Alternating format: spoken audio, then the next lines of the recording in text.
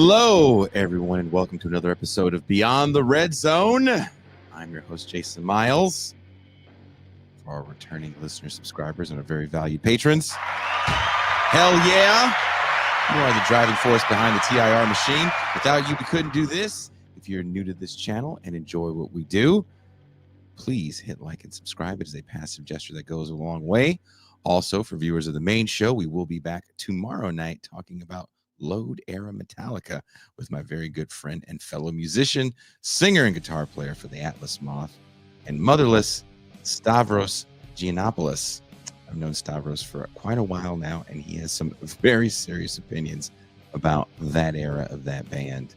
As you know, TIR is a listener-supported labor of love. If you dig what we do here and have the means, become a patron or a paid YouTube subscriber. You'll have access to champagne rooms, be able to join us for our movie nights, and get the satisfaction of knowing you are part of making sure this insanity can continue. Now, on to the show. While you're here, Raja Jackson's Rampage. We live in an era where attention is currency. What seems like a casual scroll through social media is actually a transaction. Our glances tracked, packaged, and sold back to us. In this world, celebrity is the great disruptor, the thing that makes us stop. And today, even politics has been swallowed by celebrity logic, turning what once looked like civic duty into theater, spectacle, and hype.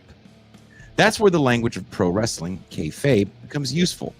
In wrestling, kayfabe is the unspoken agreement never to break character. Rivalries, betrayals, and outbursts might be scripted, but the illusion has power and fans stay hooked. Politics works the same way. It's not about truth, but performance. Which brings us to the strange case of Raja Jackson, MMA fighter and son of Rampage Jackson, who recently jumped into a wrestling ring in Sun Valley, California. What began as a staged work, a planned altercation involving a beer can to the head, spiraled into something far more violent, leaving one wrestler unconscious and a live audience wondering, is this real? Or was it a part of this show? This incident is more than just a ringside brawl. It's a parable about kayfabe itself, about how controversy, outrage, and heat are manufactured to sell tickets, drive clicks, and turn nobodies into stars. And in our politics, just like in pro wrestling, it's increasingly hard to tell the difference between a work, a shoot, and a chaos that comes when the performance goes too far. Now, to talk about this incident with me, I have my co-host and my dog, also a massive wrestling fan. Please welcome Macadosha Shreds.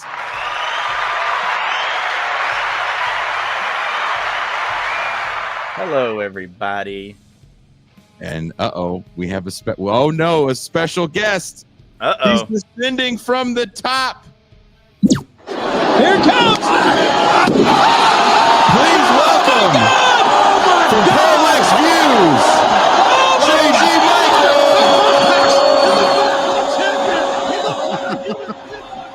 Michael. Thanks for the entrance. You can't beat a Jim Ross entrance, man. Right? I'm sure you weren't expecting that, JG. That's got to be the best entrance you've That ever was had. out of nowhere. Everything. Just like an in RKO.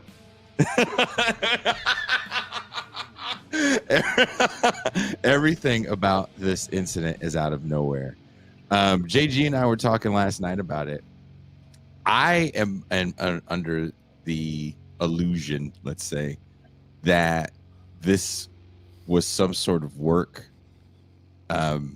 The whole thing starts, Raja Jackson is a special guest, if I'm not mistaken, from one of the wrestlers, and he's with his people, and they're recording everything backstage, and it seems pretty mundane because the backstage is such a small promotion. It's just a parking lot.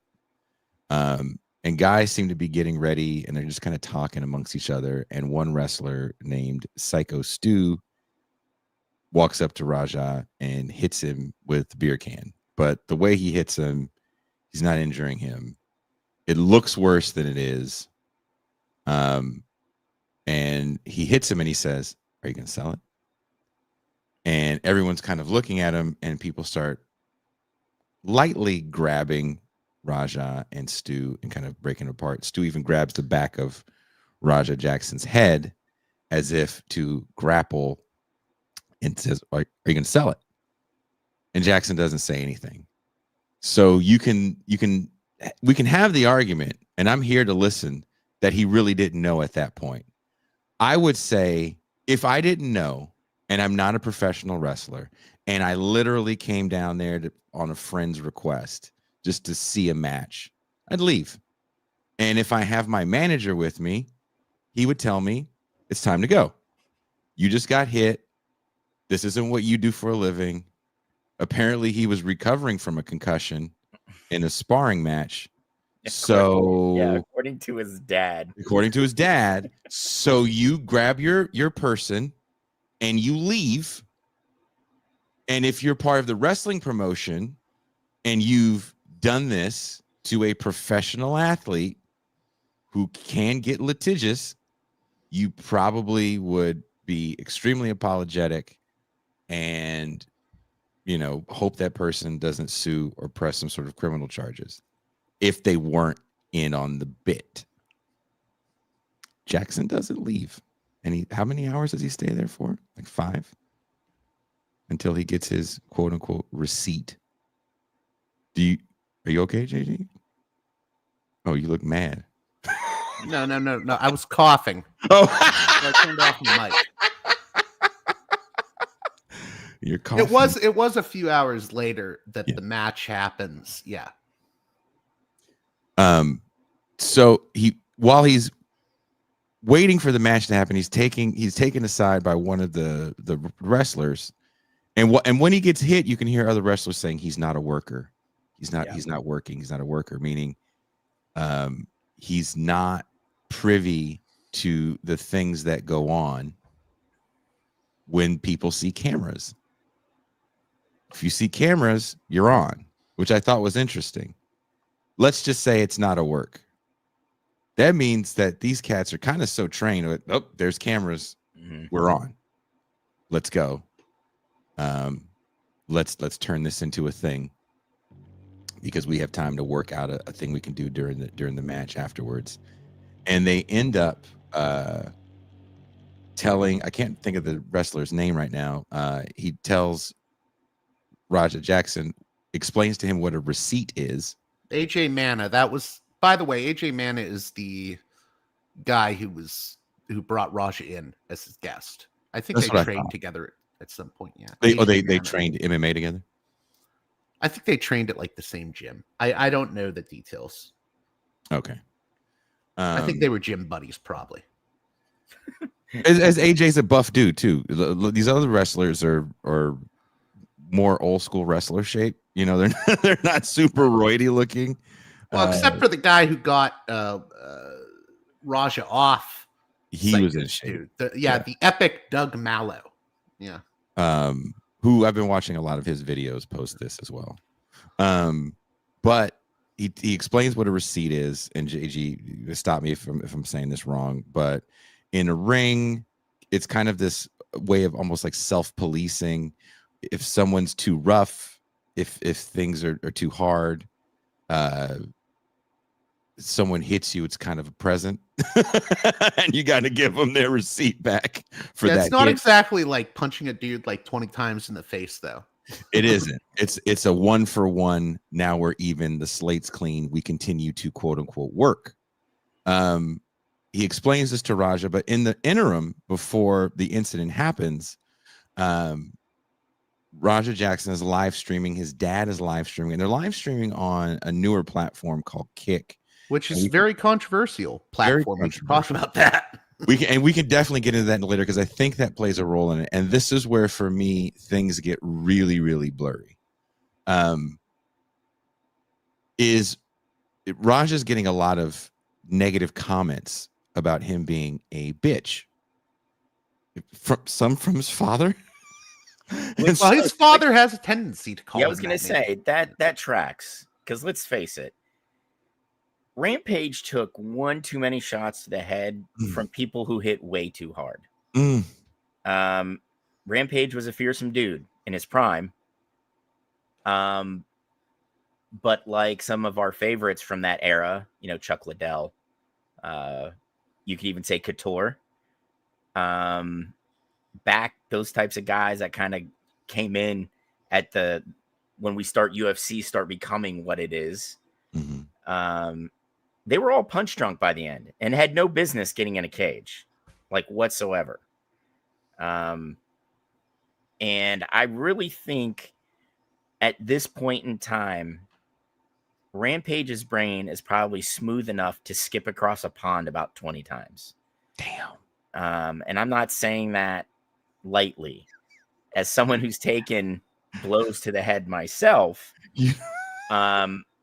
You really want Rampage to accidentally see one of us and just leg kick the shit out of me, huh? I think Rampage has even bigger problems than just the the punches to the head. I don't know. I thought it was interesting. Do you know where he was at when this was happening, Rampage Jackson? No, where was he? He was at a bar with Sneeko. That sounds Sneeko gross. was the one that informed him what happened. And That Rampage is, was like, I hope it's like that hardcore wrestling, and this is not a big thing. Okay, this is what I'm going to say to that. You having an unnatural allegiance to losers does not like you. That's what we're going to say. I think it highlights. I don't know. I mean, we'll get into this later, but I like wrestling and I like combat sports and MMA, but I also have a real issue with how I'm not big on talking about like toxic culture in the way like some rad libs are, but like the wrestling and MMA and combat sports culture can be very toxic. Dude, and I really think it's only getting worse. Yeah. Well, that's why people are hanging out with Sneeko from the MMA. Sneeko himself, an acolyte of Andrew Tate. But it's just like it's starting this slide into just. I mean, we've got a gym here in Fayetteville, Jason, that's like trained guys that have actually made it to UFC, Bellator, Strikeforce when it was around, and they got 2 alum that is fighting in PFL. And dude, that place turned into like white nationalist central in town. Yikes. And it's just, I don't like, well, I kind of do know. Like, we all know why that type of shit kind of grows around gyms like that. The macho bravado, all that nonsense. It's just, it's always kind of been there. Like, it's been there in boxing gyms. The really shitty thing about boxing gyms was you'd get this group of like white dudes who would only train at one time. You get like the black dudes would only train at one time. Hispanic dudes would only train at one time, right? Like they would never like you didn't see a lot of training together, even if you had the same coaches and trainers. And it was always like an unspoken thing. But like when the kind of growth of MMA, like it's out in your face. I mean, you got people like Cody Garbrandt that are just 2 seconds away of just throwing up a Hitler salute. Is he the guy that says all the crazy shit, like COVID denier and a bunch of other insane? Cody's one of the loudest ones. That okay. Well, there are a dime a dozen in that world. By the way, that person who said the MMA fan base is more toxic than the pro wrestling fan base, I agree. I'm not just talking about the fan base though. I mean the actual like. You mean the participants? Yeah, I mean, and to be honest, it's been that way forever. I mean, it's a carny industry. It's a messed up industry. It's like being around comedians, right? It's a gnarly world. It's a tough world. We're kind of you're being paid to be tough. Those punches. Granted, they're pulled to a certain degree. The mat is real. The chairs are real. The nails are real. The LED lights are real. The falling from a roof to a table is real. You can try to prevent a certain amount of injury, but when you see these cats, especially the old school wrestling cats that would just stay cutting themselves, you can put a quarter in some of those wounds those dudes have. So if you want to talk about like quote unquote toughness, like you're dealing with people that when they say take, it's not just the toughness though. I mean, it's a culture. I mean, the industry itself, originates on the carny sort of circuit. And Mhm. I hate to put it this way. This sounds like harsher than it is, but I mean, a lot of those old school wrestlers from like, the really early days of pro wrestling would have been like criminals if they weren't wrestling. Yeah. I mean, Yeah. Some of them were. Yeah. JC, We're talking about the era where people got murdered. yeah. I read the book early this year, written by the Masked Wrestler, that went into the history of professional wrestling. Yeah. And like literally the first few chapters discussing the territorial era, where how, like in the Northeast, the promoters were really just mob guys. And when if they didn't bring enough gate receipts in, Jason, they were like, okay, you Italian guy, you Irish guy, you're going to get into a fight in this bar. And then the third guy, you over here, you're going to rob it. Just so we can cover down on what we missed on gate. Fucking nut. Yeah. It's a dirty industry. Like there's a lot of industries that get cleaned up through things like, this is going to sound ridiculous, people like credit cards. Like live music was a very filthy industry before the ubiquity of credit card machines.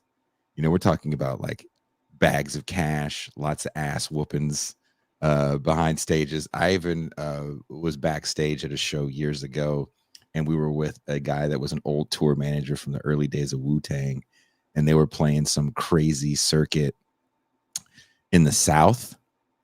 And again, I don't know.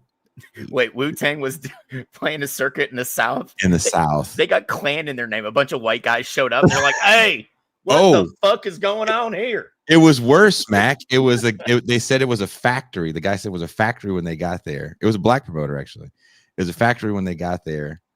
And they didn't think it was going to be a show. They're like, is this going to be a show? Because, yeah, don't worry about it. And by whatever time the show is supposed to start, they kind of cleared the stuff out for the factory. They put up a PA, and the place was packed. At the end of the night, because they had made an agreement, there's a thing called back end, which means if you sell the room out, you get a cut of the door over your guarantee. And so the tour manager was a white British man, and he went to go collect, and the guy goes, "Oh, it didn't sell out." He's like, "What are you talking about?" This is like, there were people everywhere. And he goes, "Nah, it didn't sell out." And he goes, and he starts getting mad, and I'm going to sue. And he says the promoter then puts a gun on the table and goes, "It didn't sell out."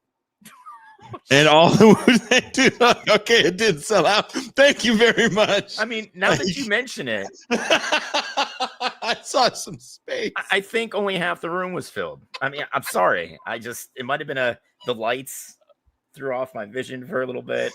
But these are cash industries where there's a lot of criminality. Nightclubs are the same way.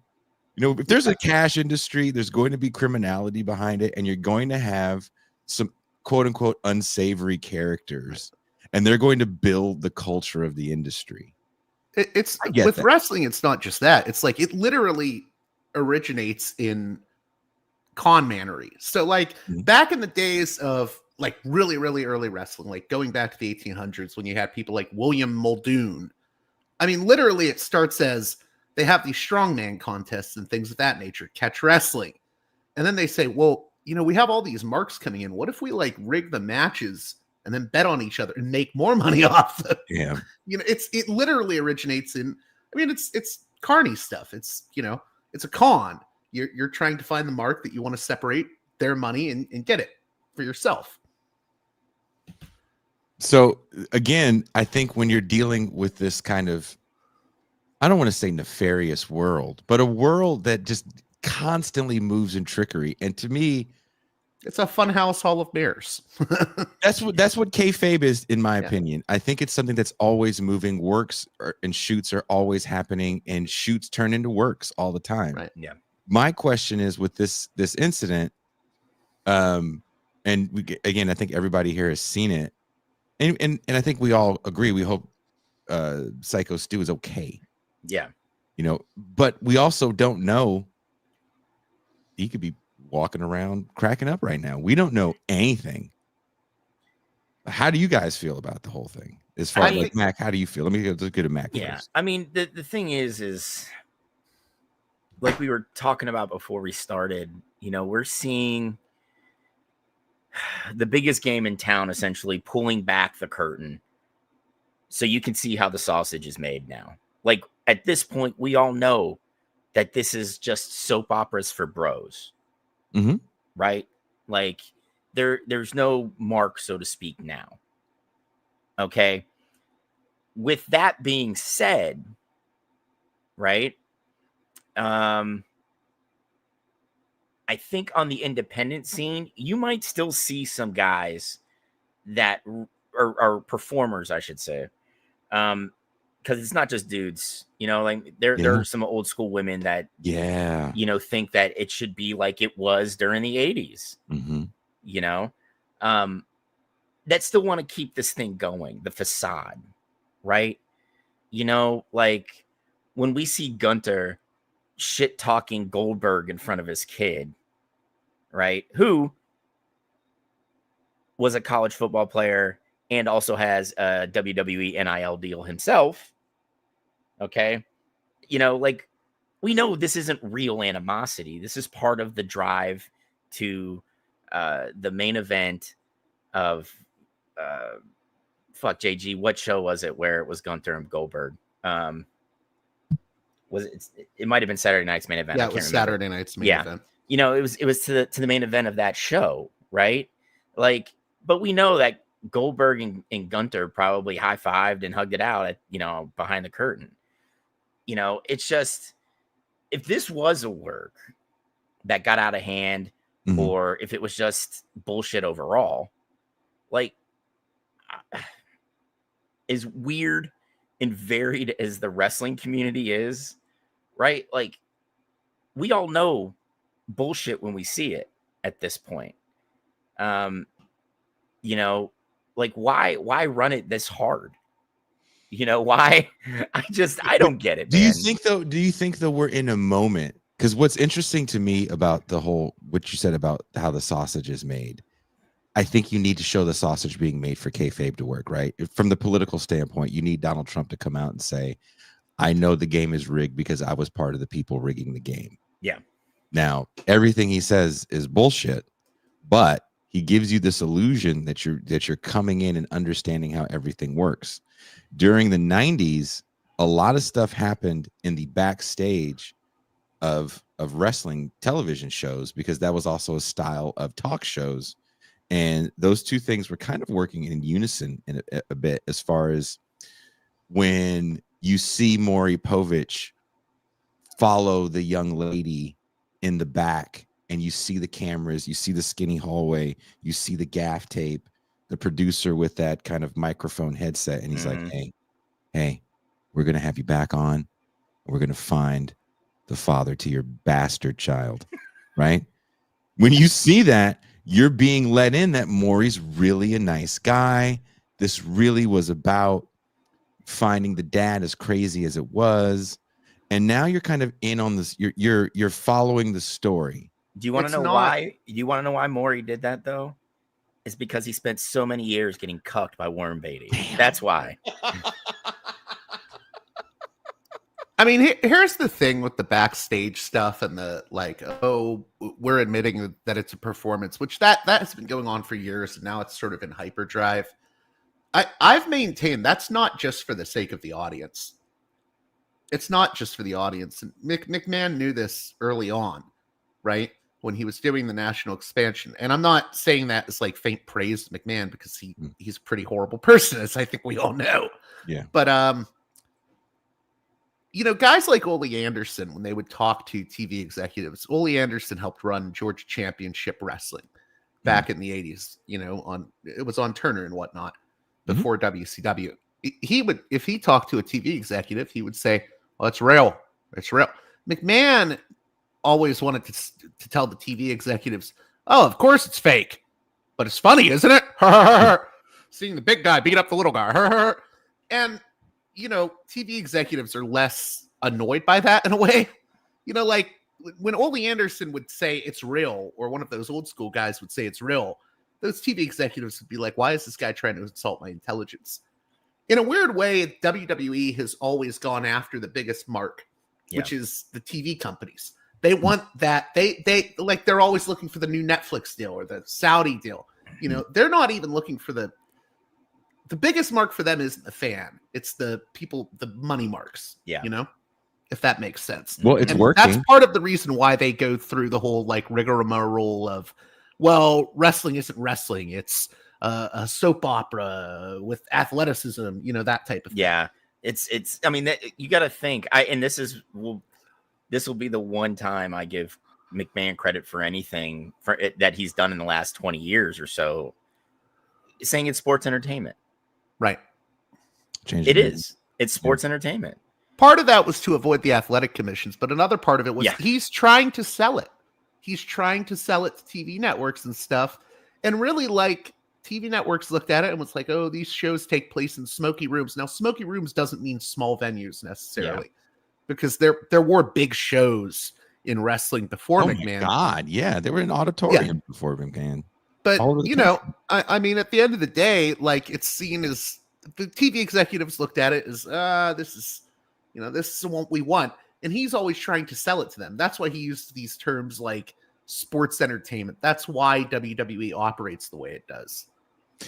But back to the whole Raja Jackson situation. Do you not agree that it's a work from jump, JG?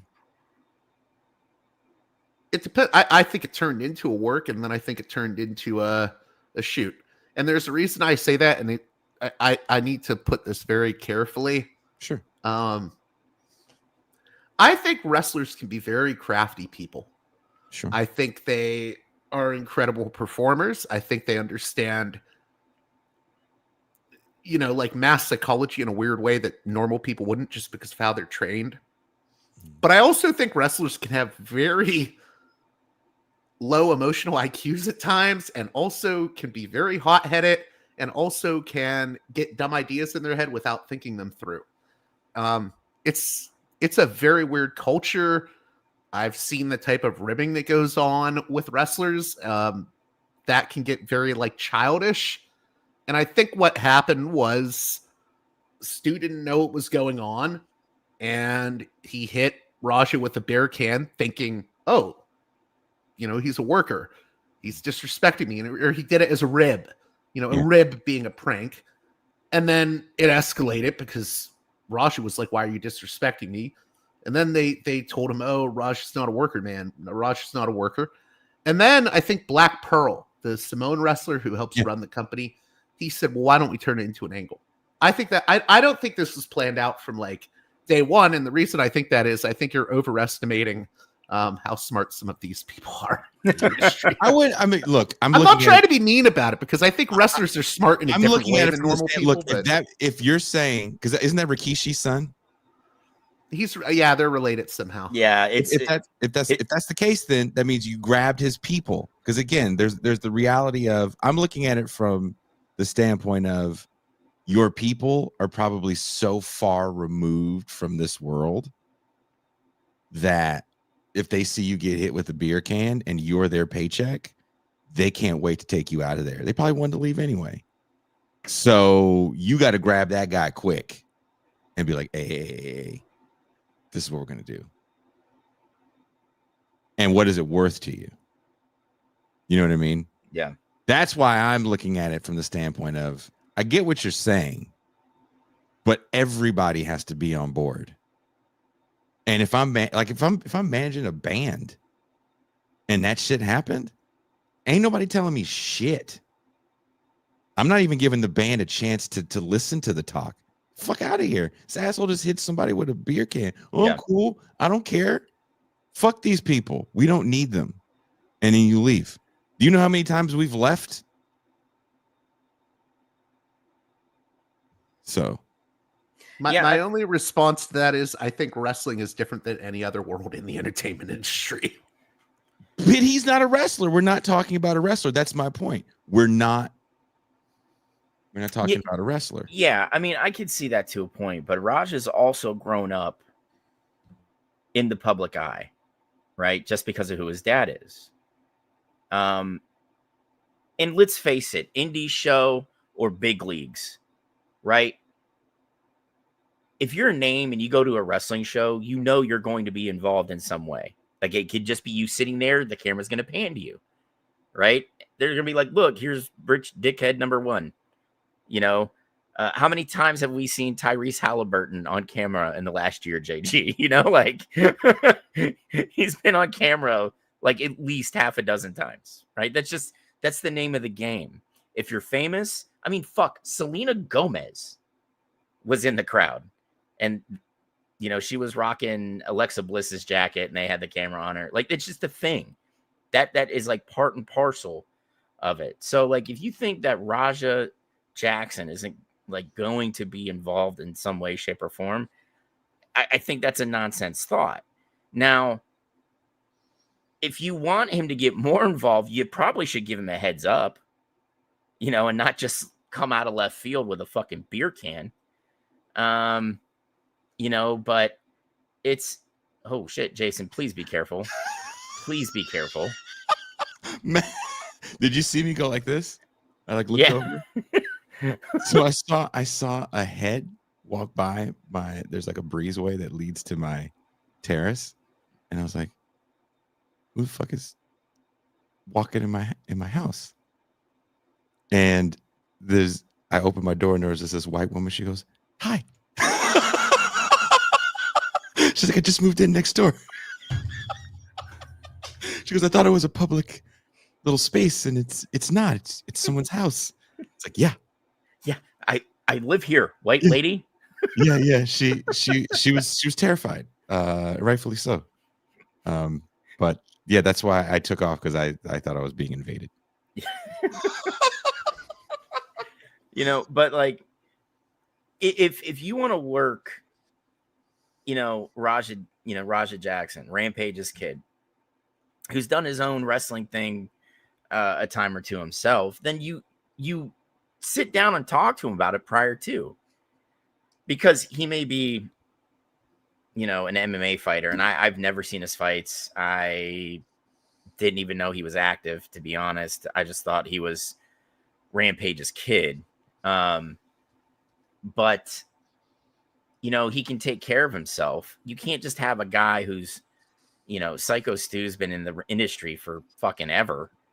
You know, if you're working with another wrestler and you do something off, you know, from the hip, that's one thing. But bringing in somebody else, you know, who's not privy to, like JG said, kind of like the cultural aspects of wrestling, you're asking for trouble. That I agree on 110%. I think all of us agree on that. I think that's the main thing. You have a guy that everything is going to be different. That back to the whole, if your people are there and that happens, I don't give a shit about the culture of whatever the fuck I'm here for. Yeah. This isn't what we do, and we have to leave. But another reason why I don't think he left, I think there was money involved. That's why I think there was a setup. I should add something here. You know, I guess what I was trying to say before is, in my experience, wrestlers are not necessarily the greatest people at reading the room, and that was sort of my takeaway from. No, I'm not being mean about it, but like it's a very like, it can be a paranoid and often like narcissistic industry, and then you're dealing with like a million different things at once. There's backstabbing. There's, you know, a few like very real friendships, but it's like being involved in that industry is being involved in a whirlwind at all times.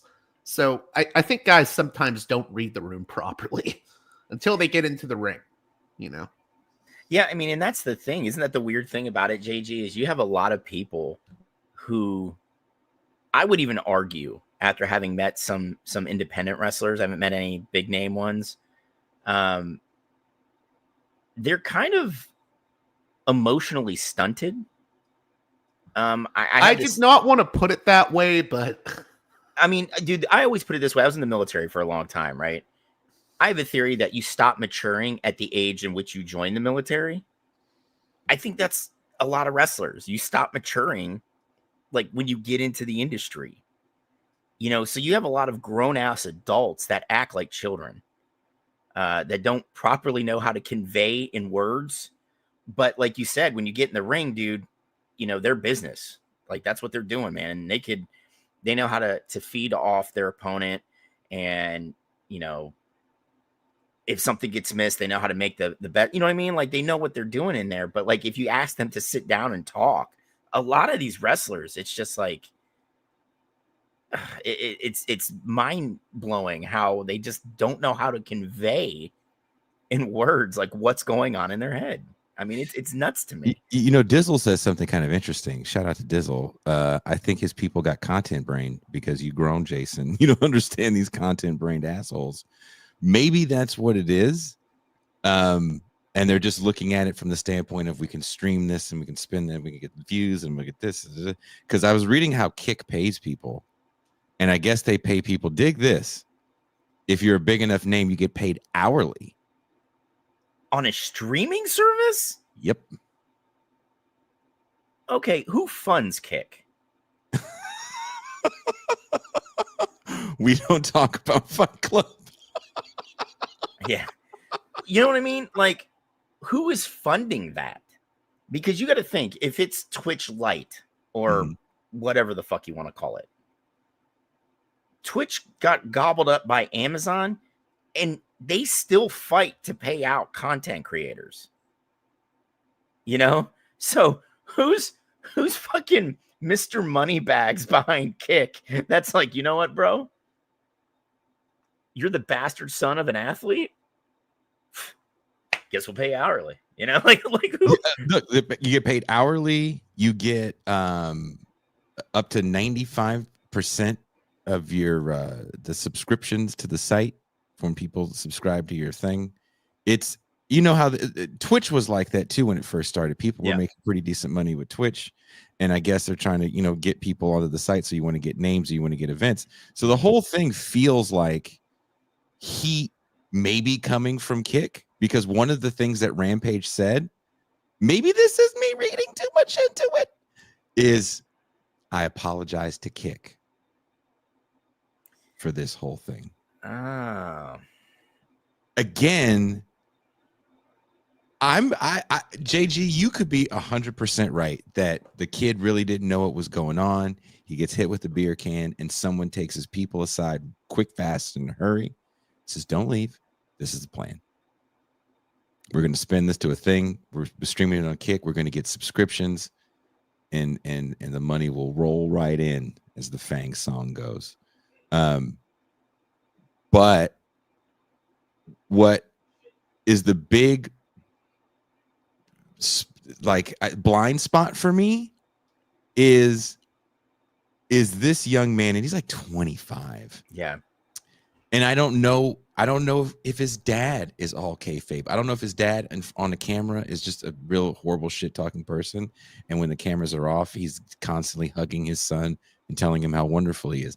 I don't know, but on camera, definitely a candidate for a CPS phone call. How real are the insults for the kid? Because afterwards, because also too, the punches were kind of wild.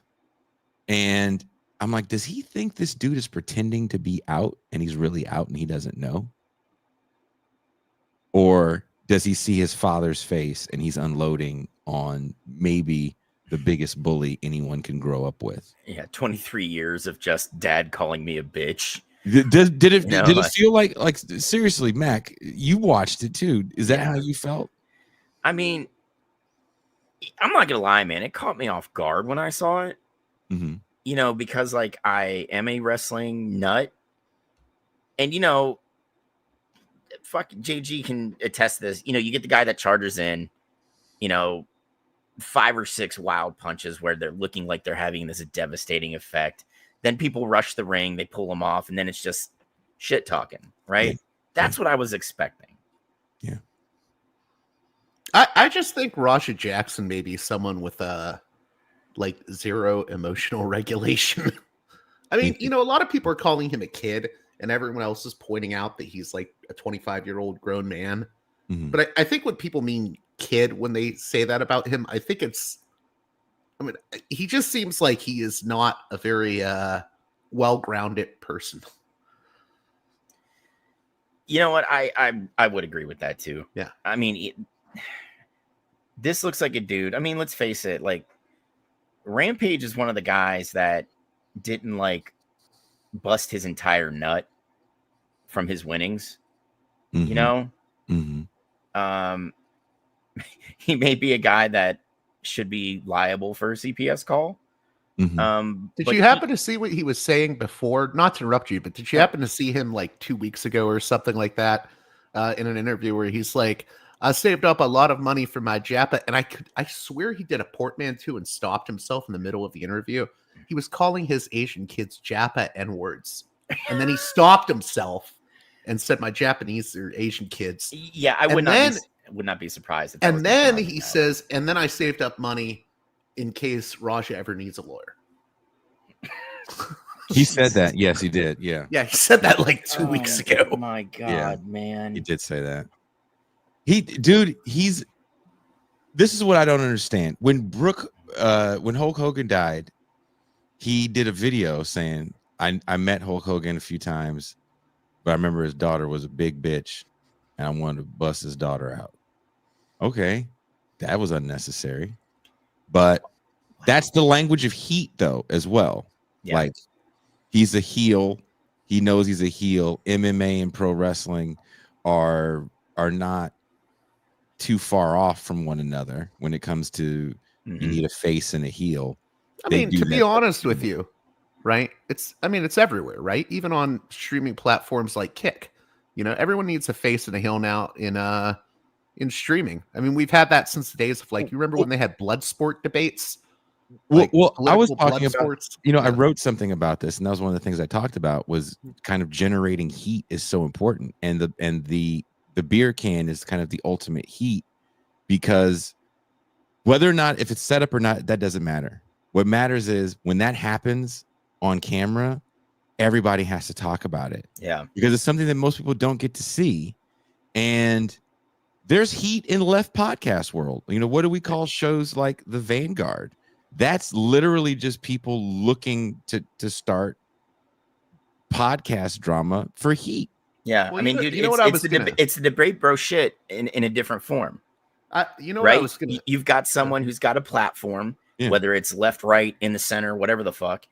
And what do? That they know will generate views and clicks. They bring in someone that is diametrically opposed to everything this host stands for. Mm-hmm.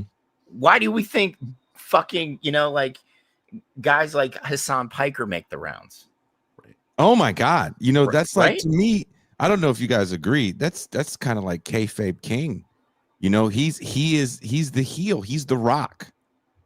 He's Stone Cold Steve Austin for a generation of people that got stuffed in lockers. Yeah. So for me, a lot of this shit is just pro wrestling, and that's why I thought this was an interesting thing to talk about, because But by the way, the culture is very similar too. I actually, I was like kind of saying I have issues with the pro wrestling culture, but like streaming may actually be worse. Dude, the way people wait for you to not say a thing, and then we got to do a whole stream on the thing that look, and it's just outrage. Heat also is outrage, and I write about this in the piece. When Roddy Piper is working for NWA in LA, and he wants to apologize for all the racist things he says, he gets in the middle of the ring before the match even starts and says, and this is a majority Mexican crowd, he goes, I want to apologize, I want to sing the Mexican national anthem, and he brought out his bagpipes and he starts playing La Cucaracha. Chairs filled the ring and people came after him trying to kill him. The promoters behind it were like, this is the greatest thing he could have ever done. He's got so much heat, we're going to sell out for the next 3 months. That's how that world works. The world we're in is no different. The problem is that's entertainment, and people are selling their shit on our world as politics, and that's where I have the problem. Mm-hmm. Yeah. Well, I just meant like culturally, streamers get up to a lot of like shady crap too. I mean, dude, we see all the stuff with Destiny now, and just, I mean, it's upon Hassan Piker's Maven. Yeah. I'll tell you what, props to Hassan. I knew girls in my college that loved that dude. Like, and they were like, these women were dimes. They were like, I don't know what it is about him, because he's an attractive man that's in great shape. Yeah. I mean, he always struck me as like just a nerd, but damn. I mean, he is a fucking nerd. I mean, here's the thing that kills me about Hassan Piker, right? Especially considering, Jason and I are in our 40s and have kind of been in left spaces for the majority of our adult, lifetime.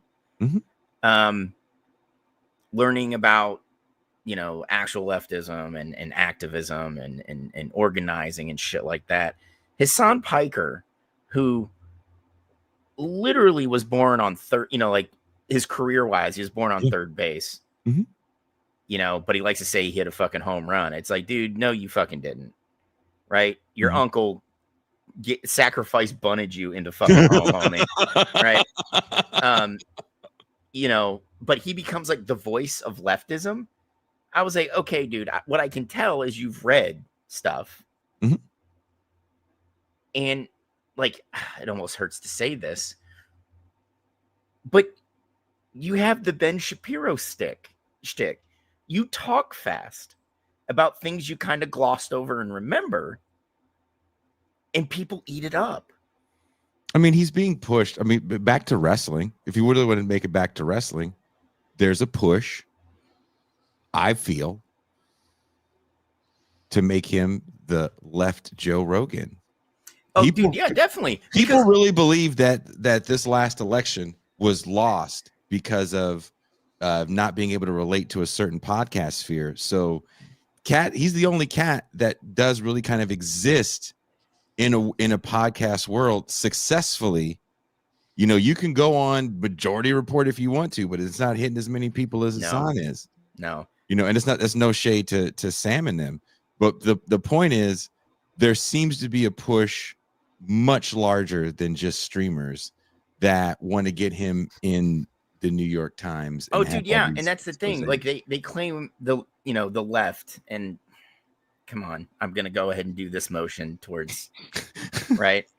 Yeah, you're not kidding, Dizzle. He's a good looking dude, and he's left of center, right? But they think we need an equivalent. We really do not need an equivalent. You really don't. But that's kayfabe. But isn't that kayfabe though? Isn't that wrestling? To be fair, I think this. I'll say this: at least Hassan seems to have a head on his shoulders in a way. Some of the people in that streaming world are very manipulative, bitter, paranoid, sex pest. I mean, I like I said, I was being hard on the wrestling world, but the streaming world, there's a lot of parallels where you'll meet people that are extremely manipulative, rip people off, do all kinds of shady stuff. I mean, there's a lot of emotionally stunted people in that world. The Sean King stories I heard about that guy from people that actually worked for him were pretty horrible. Like personal stories I heard from people in that world. Look, I've met him briefly. He's like The Rock. He's not going to say the wrong thing. He's good at what he's good at, but it's all kayfabe, and that's why I think this story is so interesting, and I want to try to cover it in a different way where we're not just constantly breaking down the punches in 23 and why didn't this guy do this, and it's whatever happens with this. If hopefully Stu is up, his faculties are there, and he can keep, if not wrestling, fucking drive a truck. He can do something with his life and isn't on, needing medical assistance forever. And if that's the case, they're definitely going to spin this, and maybe Raja Jackson gets into pro wrestling with a hell of a story that's bigger than his dad. The LA Times covered this story. You know what the picture was, Mac? Rampage Jackson winning a fucking MMA match. I'm not surprised. I mean, dude, Newsweek covered it. WAPO covered it. The large names in print media that we used to think was real journalism, and now it's just kind of like clickbait shit. They all covered it. That's where I read it first, man. I was like, what in the actual fuck is going on? Right? Like I said, they kept saying, professional MMA fighter Raja Jackson, son of Rampage, Dax. You know? And I'm like, I didn't even know he was like active and competitive. You know, like Yeah, he I had knew, a fight not so long ago. Yeah. I knew Rampage had a fuck ton of kids. I'm aware, right? I didn't know any of them were following in Dad's footsteps. You know, Apparently, he has done so very well, though. Like, yeah, the whole, again, I don't know if it's a blind spot for you guys, but when he takes dude down, Stu is going along with the bit. He knows what's up. They've discussed this. I'm going to take you down. Maybe not how, but he knows dude's going to come in the ring because he's going along with it. But when he slams him, that wasn't a wrestling slam. yeah. And I would question, has this dude ever done any work whatsoever? And we don't know. We honestly don't know. And maybe we'll never know because of the world that this happens in. Did he come a day before and get some quick training on how not to break someone's neck? He knows how to hurt people, but he doesn't know how to not hurt people. That's a very different art form. Oh yeah. Oh yeah. You know, and that's the thing. Like, if you know wrestling, you know half of what these wrestlers do is to make sure I don't hurt or lead to an injury of the person I'm wrestling. Right? Like, you may not catch it until they do like the slow-mo, but when they're like running start, hit the opposite ropes, jump over the ropes onto their opponent, what is their opponent doing? Right? They got their arms out ready to catch them. Yeah. You know, and then they know how to roll with it. You know, that takes time to develop, man. Right? Like, running into a ring and the way he picked up Syco Stu and put him down, I was like, fuck He me. put that man down on his head, and I think dude was out when he hit the canvas. Do you agree, JG, that he was out when he hit the canvas? Yeah, I do. It's funny because I'm trying to think of incidents that were comparable to this, and there's nothing really like I can think of offhand. Two that I can think of, and I don't. I mean, there's the mass transit Saturn incident with you know, it happened on an episode of WWE Velocity, one of their C shows, where you know this jobber wrestler hit Perry Saturn and you know botched. And Saturn just got really mad and just started hitting him with like a flurry of punches and kicks, so much so that they had to get the jobber out of the ring. And that was a big deal at the time, because he like hurt the dude. Yeah, Saturn. They were able to finish the match, but you know. Yeah, Perry Saturn's not the guy I'd want to botch anything with. Right. That guy. I think he hit Saturn, and Saturn just got really mad that he hit him for real. Like there's people that are mentioning New Jack, and I think for me, I was talking to JG about this last night again. Mac, I don't know if you remember New Jack. He was in ECW. New Jack, after his kind of quote unquote fall from grace, was doing low brow promotions in hotel ballrooms. And there was a promotion where this young kid who was under 18, he had lied about his age, had a bit with a little person, and he called himself Mass Transit and wore a bus driver uniform. This was not during his fall from grace. There was no one in that ring. That wasn't an ECW promotion. Yes, it was an ECW promotion. show. Yeah, it was. Oh, it was an ECW promotion. I think it was like a small house show or something. It was small. I think RF Video was probably filming it because they had the fan cam deal going on with Heyman. Well, that's inside baseball. Sorry, but one of the things that happened in that, right, is that that gets him off from an assault charge, because I believe the kid's parents wanted to press charges, and then the wrestling promotion got in trouble because he was under 18. They claim they didn't know he lied. I could see a kid lying about his age. He wouldn't be the first kid to do that.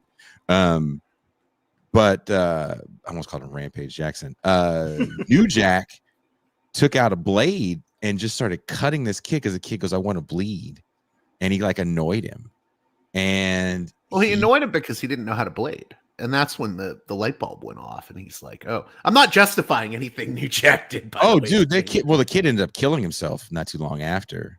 A few years. No, it wasn't not too long. It was a few years after.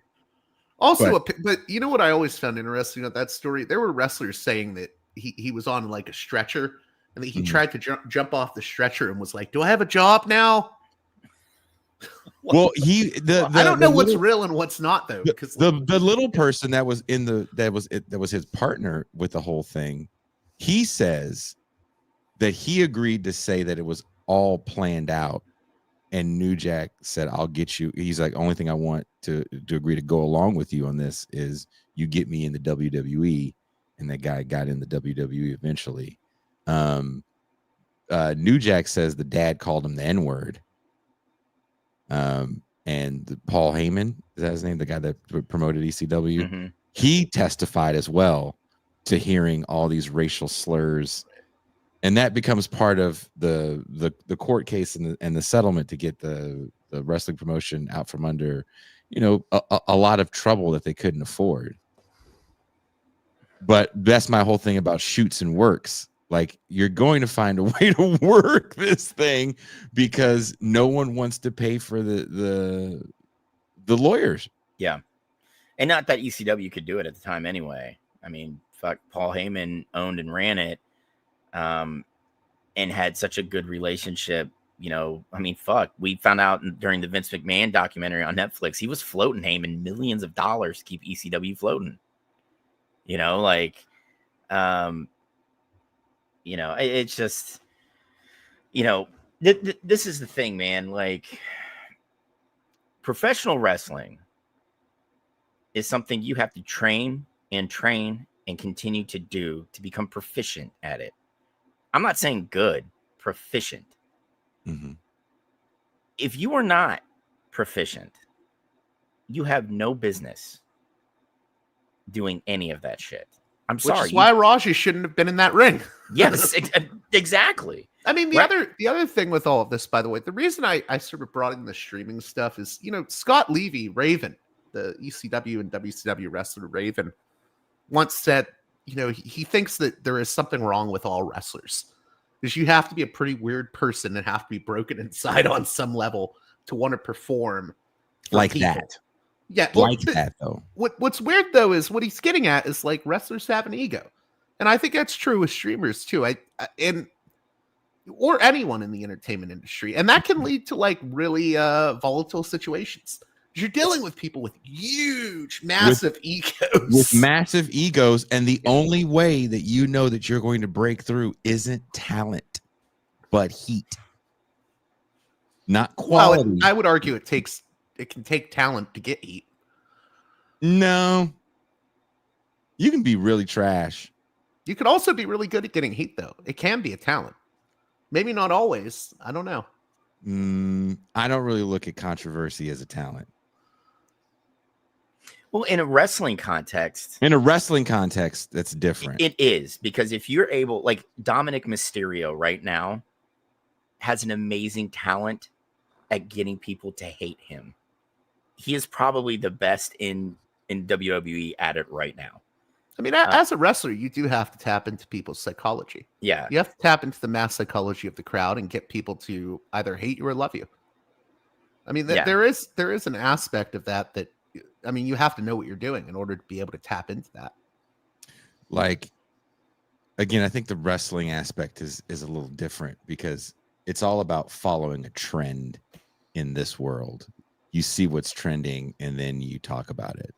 You don't create the trend. Whereas a guy like New Jack, and I think he's a fascinating case study of when CTE. when heat goes wrong, when heat goes wrong, and you become the guy. New Jack's interesting because he's the last of. So when my dad was growing up, people think that like the people who watched wrestling are dumb and they didn't know it was fake before McMahon came along. That's all BS. It's hella BS. People knew it was fake. I mean, you can find fake or predetermined, whatever people want to call it. You get what I'm saying. Yeah. But there was always that one guy that you said, "Oh no, that guy's real." Though for my dad, that was Bruno. When Bruno Sammartino was in a match in the Civic Arena, that's real, right? In Detroit, that would have been the Sheik. In other territories, it would have been Abdullah the Butcher, right? Especially with the bad guys, like people like Abdullah the Butcher or the Sheik, the original Sheik. You would have looked at them and been like, "Oh, they're real." Well, they took it to the crowd. That's New Jack is the last of that. Yes. New Jack's the last guy where it's like, oh, this may get real. You know, Yeah. I mean, he made people believe. He also Yeah. threw a dude off that scaffolding. Yes, yeah, an XPW show. Yes, That was insane. That's talk about long receipts. You can say what you want about Rajah fucking Jackson. Nothing is like that throwing a man off of a fucking scaffolding. Yeah. By the grace of someone's God, he's alive. I mean, there is a reason for many, many years wrestlers had a notoriously short shelf life. And I'm not just talking about their career, just their life in general. Mm-hmm. Right? They burned the candle at both ends. You know, they probably used more blow than all of Major League Baseball from the years of 1980 to 88. They used more steroids than Major League Baseball from 80 to like 2005. Yesterday. Yeah, you know, like, like they did. They abused themselves. And I'm not talking about what they did in the ring, right? But a lot of these guys, like, we're kind of seeing a change now, right? Like, these wrestlers know that, kind of like when we talk about high school and college athletes, Jason, like nutrition's a science. How do I eat properly to maintain this level? How do I work out and conduct, physical training without overdoing it? That leads to the small tissue injuries that really plague guys like Triple H towards the end of his career, right? They're more savvy now about the physical stuff. And you see a lot of wrestlers that when, the travel load's a lot lighter now than it used to be, a lot lighter. And when they're not wrestling, they're at home, Can I add something to that? Yeah, absolutely, man. Please. I that's the biggest thing with wrestlers. Everyone thinks it's always like the bumps, and the bumps do accumulate over time. But what drives a lot of guys in that industry crazy in the past, and this is, I wouldn't say this is an issue for WWE guys now because they fly home now more often. I mean, they make a ton of money in WWE. Yeah, it's ridiculous the amount of money some of them are making.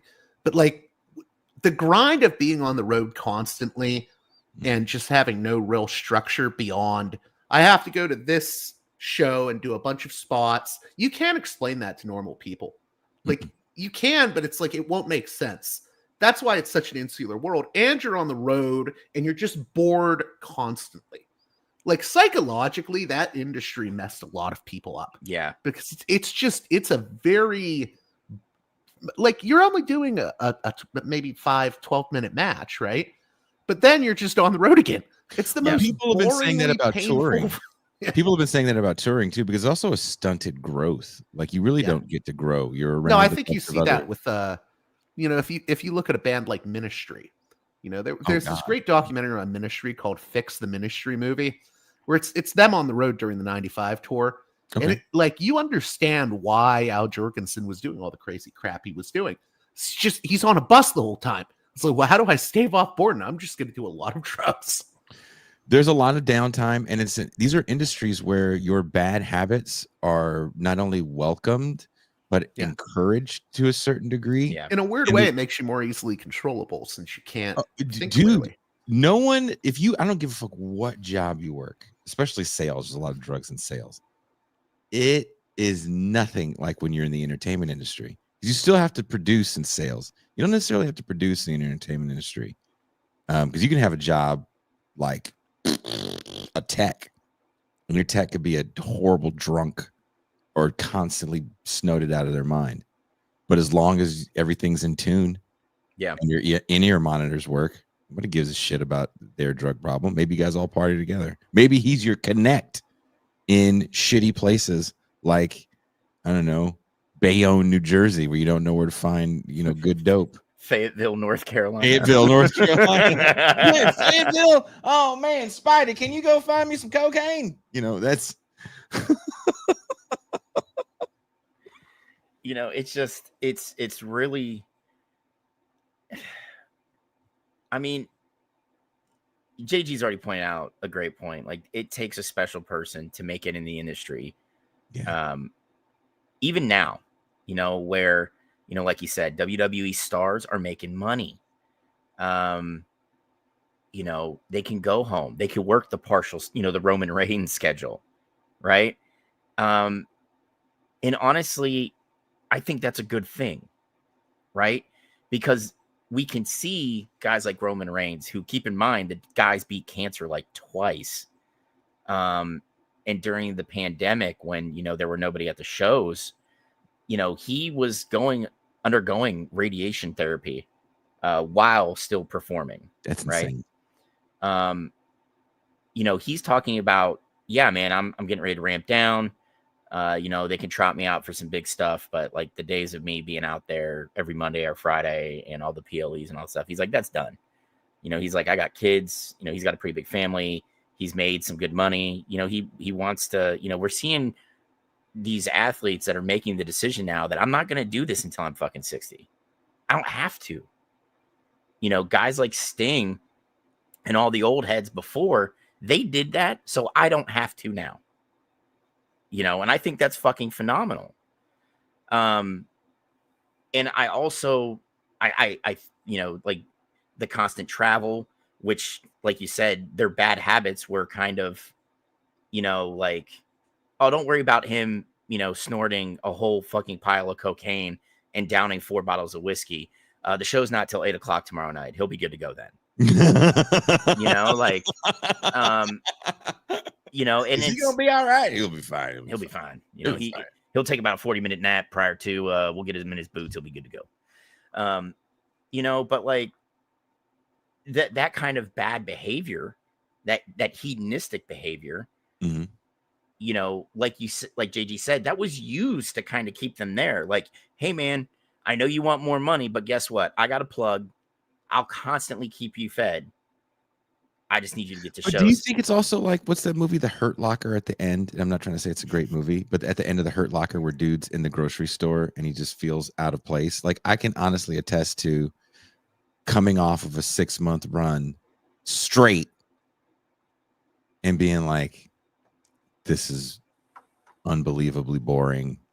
Even though my life in that van was boring, because I'm driving for 8 hours, waiting for 4 hours to play for 35 minutes, to then do it again tomorrow. I mean, there might be something to that. But see, what I hated about the end of that movie was like it really played into like the whole PTSD thing. And like, you know, it's more understood now, but people, like, they hear PTSD and immediately think you're going to like go fucking postal. No, it's like my PTSD just feeds into my depression to where I can't move for like a week. You know, like, I wasn't trying to talk about the PTSD angle. You know, but like, no, I get that kind of like going back to normal life. Yeah, I can definitely see that. Probably in JG, you know, feel free to hop in here. I think up and towards like the end of the Attitude Era, like maybe wrestlers had that, but we saw kind of like when we're getting into the PG era,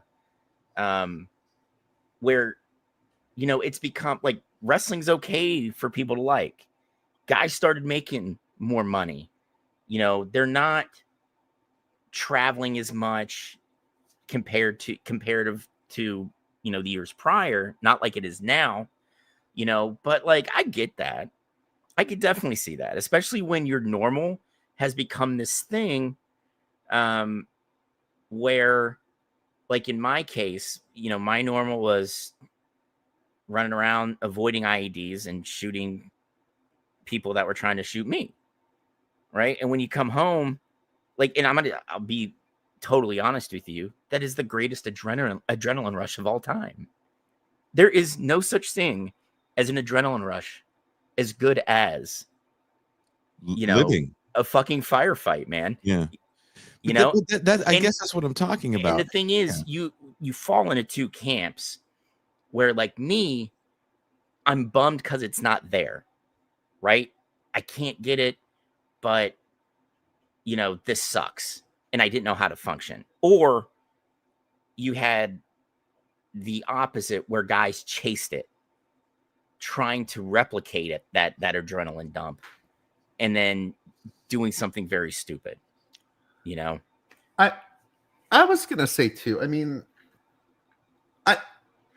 a lot of people want to make up sort of like these sob stories for the wrestling world. And I get why, because it is a hard life. But in a way, I almost feel like that disrespects people in that industry in a weird way. Because, I mean, listen, everyone knows that show on Vice, Dark Side of the Ring, right? Mhm. You're never going to see a Dark Side of the Ring on someone like Nick Bockwinkel, who was a big draw in the regional days in AWA. But Nick Bockwinkel was like, he was like a strict Catholic dude, trained all the time, knew how to cut a promo. I mean, people like Daniel Bryan were influenced by Bockwinkel. If you listen to a lot of wrestlers, they'll tell you about Nick Bockwinkel, even though he's not that well known today. But there's not a Dark Side of the Ring story to tell about him, because he had like certain virtues that he upheld. And, I just did a show on Jim Londos, a wrestler from the 30s who was huge. He was Hogan before Hogan. But this is a guy that like didn't drink. He had a very set regimen for how he approached life. Bockwinkel, I think, was the same way.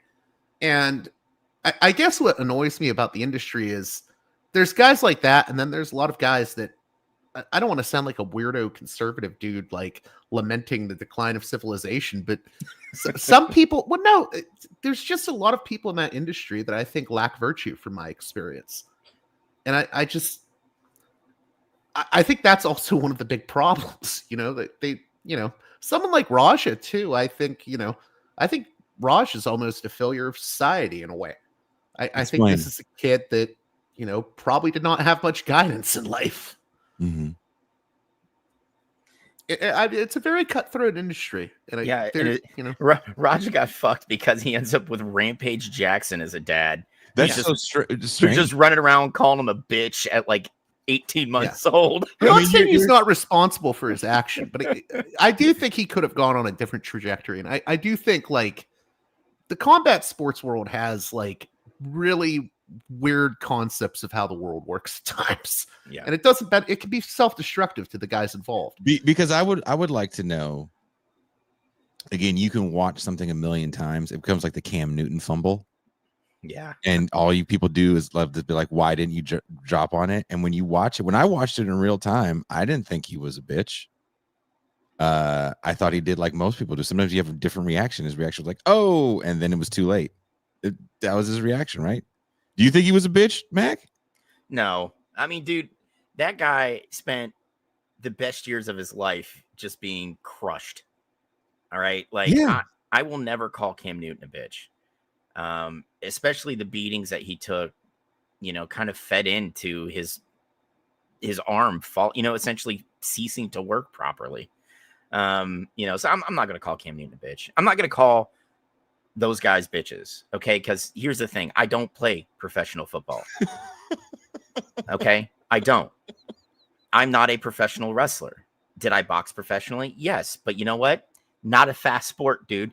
And on top of that, I don't have a guy that's 300 fucking pounds running at me at like 20 miles per hour trying to hit me. Okay. Like, who am I to call any of those guys a bitch?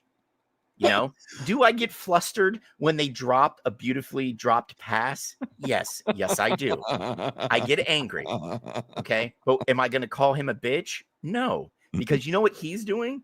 He's making $11 bajillion to play at the pinnacle of his sport. Mm-hmm. Like, yeah, I'm going to call him a bitch. Man, fuck you. Okay. Because he may not hit me, but that guy he pays to watch his back with the $11 bajillion he makes will. I feel real good about it. Okay. We'll go to jail for it because he knows he's going to get a bag when he comes out. Oh, dude, he's going to come back to a bag, a Rolex, and probably a new car. Yeah.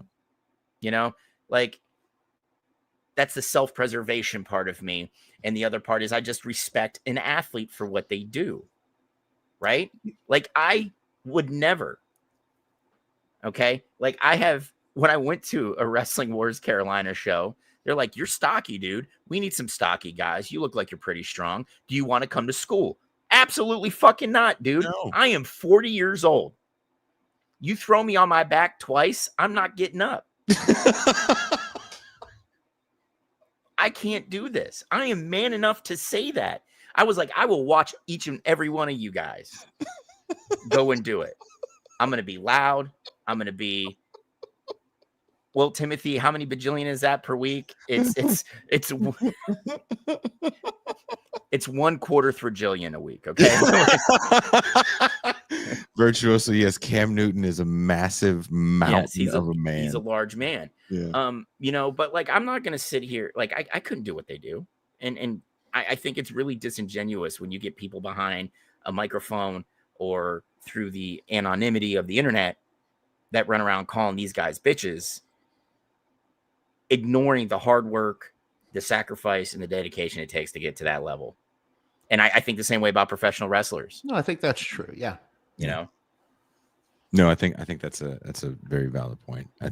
In the end, it's hard to talk about because like when I talk about pro wrestling, I often sound like way too critical to some people, but I also have a lot of respect for people in the industry. I have a ton of respect. Doing the kayfabe thing and digging into wrestling as an angle. I always had respect for people that did it because for the same reasons that Max said, but kind of digging more deeper into it, into the history, how kayfabe works. I think I look at them a little bit differently. I do look at them as athletes more so than I did before. Especially now, Jason, because so many of them were collegiate athletes. Yeah. And I'm not even just talking about in the big leagues. A lot of these wrestlers that are on the independent scene were people that were like D2, D3 athletes. Dude, a guy I went to school with at Pembroke is touring with Ring Wars Carolina right now. He was a collegiate wrestler, I mean, and that's the thing. They are all athletes now. This isn't the days where like, Earthquake, right? Like he was just a big fat guy, right? And I'm not trying to be disrespectful to this man. I'm not, but that's who he was. Yeah. He didn't move well in the ring. He didn't, he's not like he weighs the same as Jacob Fatu does now. And Jacob Fatu is a psycho, crazy good in that ring. The shit he does for a man his size is insane. Right? Drew McIntyre. Fuck. That, what JG, what's his announced weight? Like they say he's 275. That guy is easily pushing 300 pounds and maybe has 10% body fat. Right. Maybe. And the shit a man his size can do is nuts. Right. These performers, these wrestlers, these sports entertainers, whatever the fuck you want to call them, are phenomenal athletes now. Right. Well, let me ask you guys this question as we get ready to wrap up. Is this the future for smaller promotions? It doesn't cost a lot of money to get yourself a professional fighter. I hate to say they're a dime a dozen, but there's a lot more people that have fought professionally, especially in MMA. As my friend Burt Cooper says, there's a lot Jason, of guys out here. Mark Wayne Mullins, a representative from the state of Oklahoma, was a professional fighter. And I'll leave it at that.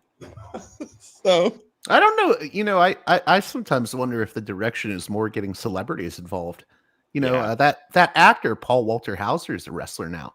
And he's like an award-winning actor. What's a character Paul Walter Hauser? I mean, JG, they just had Jelly Roll at SummerSlam, dude. No, yeah. Well, that's always Hauser I mentioned because he's in one of the smaller promotions, MLW. Well, MLW is bigger than a lot of the smaller promotions. Bigger than most, smaller than others, yeah. Cyndi Lauper and MTV were involved with, I think, the first WrestleMania. Yeah, and that was because they were looking to branch out into MTV. So that's smart, marketing synergy. I say that to say that there's always been celebrities. Mr. T.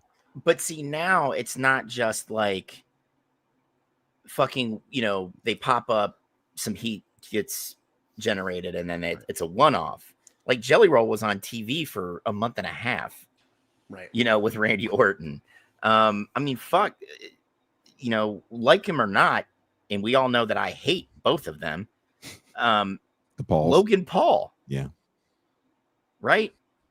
If Dom Mysterio is the top heel at this moment, Logan Paul's number 2 easily. right? They're putting kayfabe into action in real life in a way that we're not ready for, because Donald Trump, it took him a while to really get it. These kids were born into it, and they scare me. They legitimately frighten me. And I'm not saying this to be facetious or funny. They legitimately frighten me. Yeah. Oh, Red, I just want you to know I appreciate you saying Logan Paul right. I thought Jake was the boxer in quotes. Thank you for that. Can I? Thank you, dude. I wanted to go back to something I was saying, because I felt like it wasn't like worded very well when I was talking about virtue and lack of virtue in certain cultures. Right after the incident happened with Raja, he's walking outside on his kick stream saying, I ain't no bitch. I ain't no bitch. I'm going to stand up for myself. I mean, basically, he's mistaking his uncontrolled violence for self-respect. And, I was just, it wasn't about self-respect. He engaged in an act of uncontrolled violence, right? Yeah. And I think this ties into like the sort of toxic, I hate that word, toxic masculinity, but like, this is a dude whose dad hangs out with Sneeko, an Andrew Tate acolyte. And there's this whole problem, I think, with Andrew Tate peddling this idea of masculinity, where masculinity means, are you able to dominate other people and get a lot of wealth and materialism? And I'm not sure that's what makes a man. I don't think it's what makes a man. And I think it's an immature way to understand what masculinity and manhood are. And, because self-control is just as much a part of being a man, right? And I think that's what we lack today in the sort of combat sports world in a lot of ways. There's a lot of like just dark sort of these really just, I would say, counterfeit ideas of masculinity that would you say, and this is probably going to get me in a lot of trouble, and I'm not trying to, please, if you're a professional fighter, see me on the street, I'm not trying to see anybody's hands. I will hit you with bottles or a firearm. No, he won't. What he'll do is run as fast as his feet can fucking take him. I will hit someone with anything I can find. So he can run. Yeah, I'm not going to stick around and talk shit. I mean, that's how you live another day. That's how you. Why do you think Jason's picked up running while he's been down in Mexico? You hit someone with a bottle and take off. You look for the exit. Where's the Jason exit? turns around. He's like, "Fuck you, bitch." Where's the exit? What I was gonna say. But does it feel a little fashy to you though? Oh fuck in yeah! the idealism of manhood, JG and Mike. Yeah. And Mac. I just think it's a weird view of manhood. I mean, it's like even when people talk about toughness, everyone talks about toughness in terms of being like physically tough. Can you win a fight? But there's such a thing as mental toughness that matters too in life, And I don't think Raja Jackson showed mental toughness. I mean, he allowed people to rage bait him into a fury, and then he got into a ring and assaulted a guy. If that's the case, that this kid was raged into what happened, that's a scary world we live in. No, it is. Because everything is rage. I mean, dude, everything is rage. But we've already seen shit like this, Jason. We've seen videos like this. We've watched them. There's always an altercation. And what do you immediately see? 4 of these 2 dickheads' friends behind him. Yeah. Just like, yo, Derek, fucking just hit him, dude. Fucking hit him, bro. And Derek's just like, hey man, if you don't knock it off, I'm gonna hit you, dude. Derek, just fucking blast him. But again, if let's just say this happens 40 years ago, same situation, son of a fighter, small time promotion, but no one has a camera in their pocket. And we don't know what social media is. Does the same thing happen?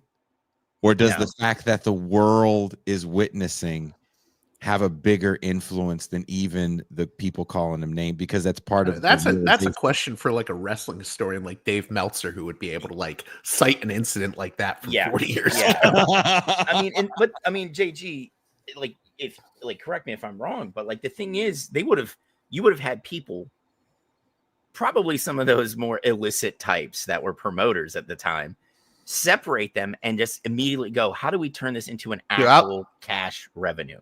I'll tell you this. I know a lot of wrestlers that were very upset when this happened, because particularly the wrestlers from the California scene that said specifically to me, if that would have happened at one of our shows, like the locker room would have been down there in seconds to just like do something about it. Like the moment he slammed him, you think? Yeah. Because when he slams him, there's still a moment where you look at. Do you guys want to? Is this bad if we watch it?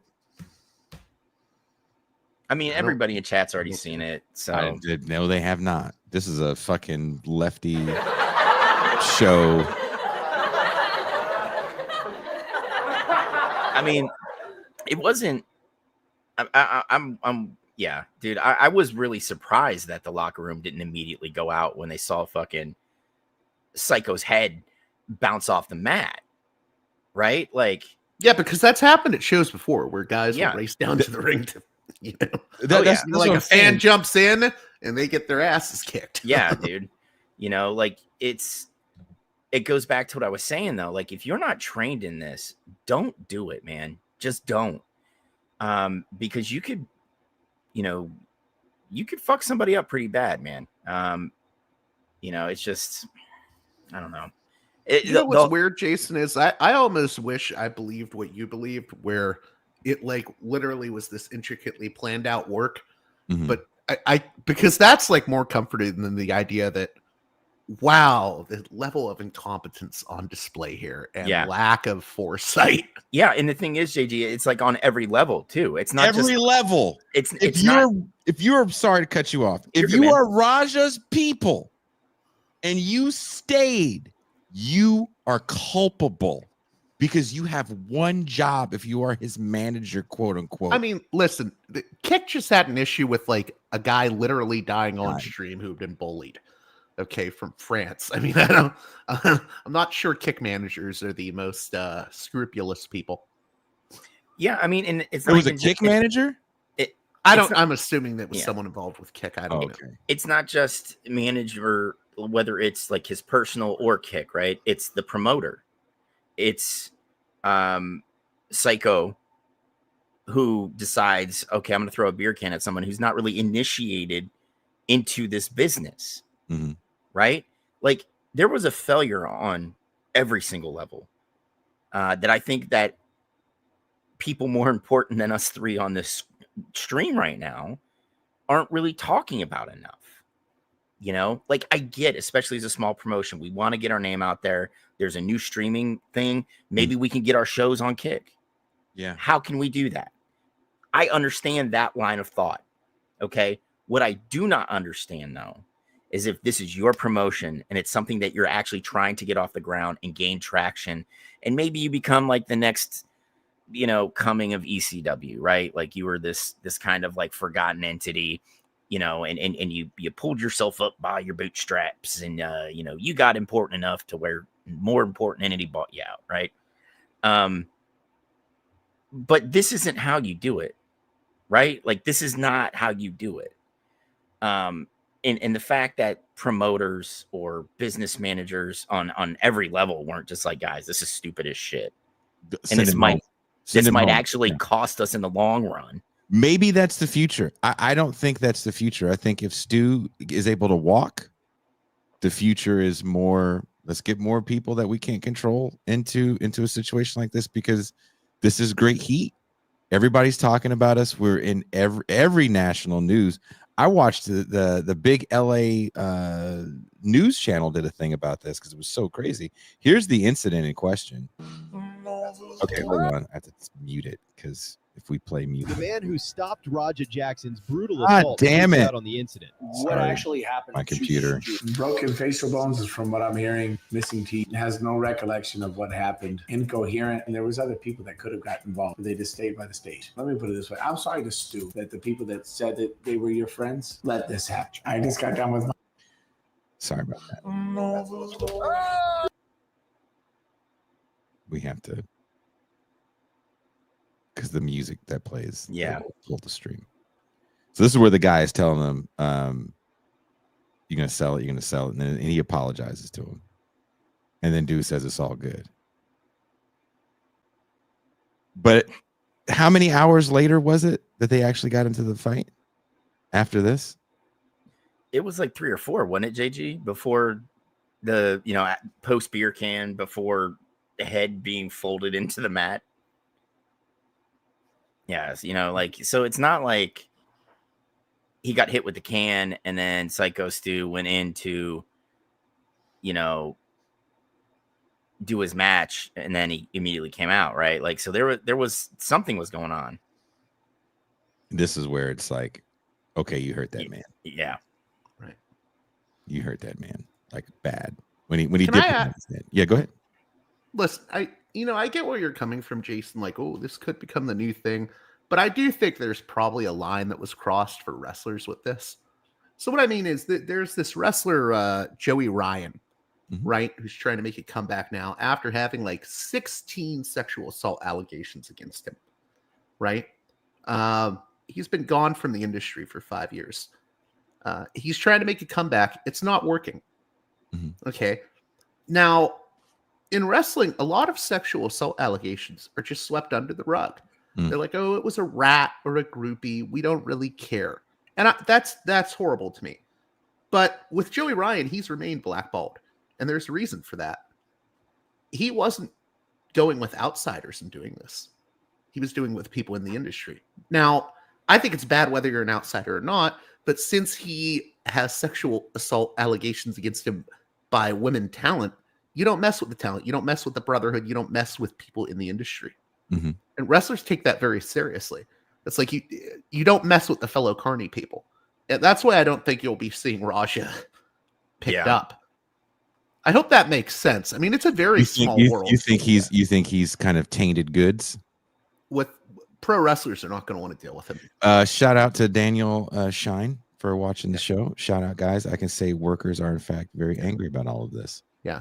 I could see that. It's similar with the Joey Ryan thing. Like, you don't mess with people in the industry. You're putting people's lives in jeopardy with people that don't know how to take a bump. And when you slam a man down on his head, he's not playing anymore. And you don't get it. Again, I don't know if he came a day before and rolled a little bit, and they're like, okay, this is how you do it. You know how you normally do it? You can't do it like that because you're going to kill one man.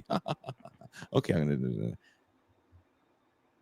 I'm starting to believe more, not believe, but I'm starting to kind of fall in line more with you, JG, that I think it's a thing that happened that quickly got turned into a work, that tragically got turned into a shoot, but even more tragically will be turned into some sort of work. Yeah. Because that's just how the world works. Yeah, but like the thing is, it's like JG was saying, this is a very insular community, right?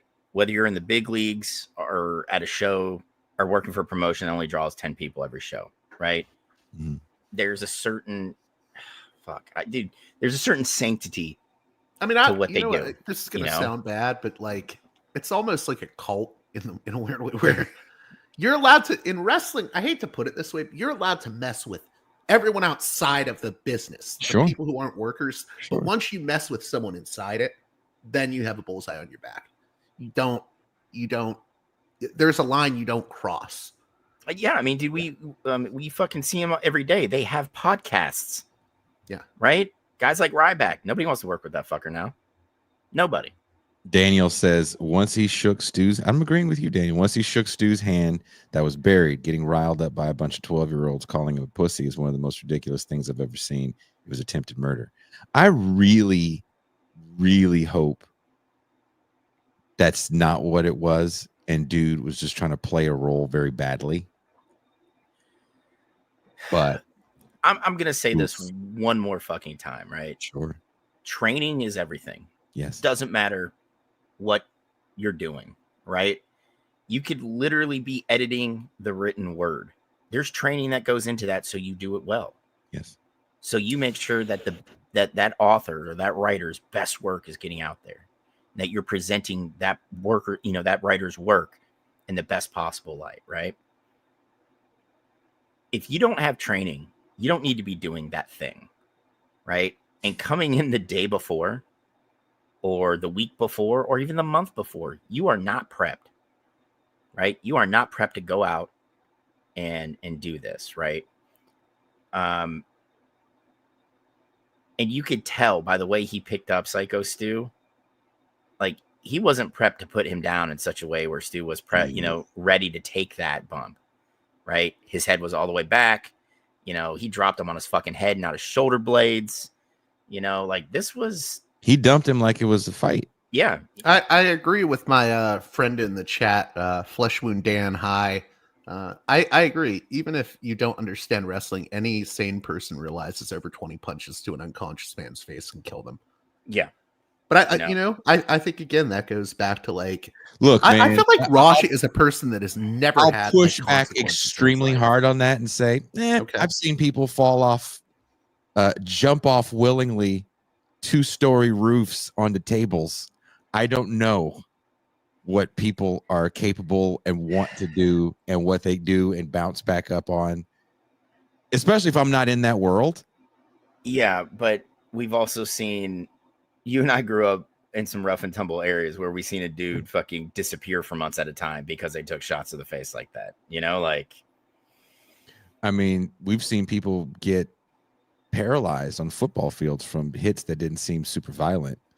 Yeah. So that's what I'm saying, jumping off of the scaffolding. I mean, I think Prairie put it best. The first time I boxed and took a head blow, I was rattled.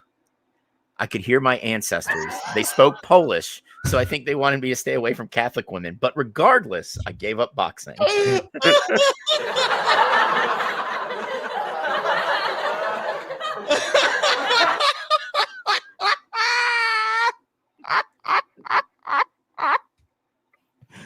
That's good. He's not wrong. And that's when I tell people, like, they're like, hey, man, I want to get into boxing. Like, it'll help my cardio and strength train and my core. And I'm like, yeah, that's all well and good. How do you feel about getting hit in the head multiple times? The first thing everyone look, as well as I know, Mac, if you're in a boxing gym, even a fitness boxing gym that might have a couple of guys that know how to throw hands, they're going to walk up to the dude on the bag. Hey, you throw some real good punches. You want to step in the ring with me for a little bit? Yeah. You want to spar, bro? You want to spar? I want to reiterate something real quick. The thing that gets me about all this with Raja is like, that interview from 2 weeks ago with that I mentioned with Rampage Jackson, where he's like, I saved up money for my Japanese kids to go to college, and I saved up money so that Raja can have a lawyer when he does something horrible, which he will do. Yeah, I'm just like, no wonder this kid is like disconnected from reality. Yeah. I mean, I hate to put it that way. Like, I don't feel bad for Raja Jackson in the sense that, like, I think he's responsible for his actions. But I'm like, this is like a kid that was set up to be disconnected from reality in a weird way. I mean, he lives on a kick stream, and something was bound to happen. And you know what's weird? Like the fact that Rampage didn't take that seriously and would say something like that.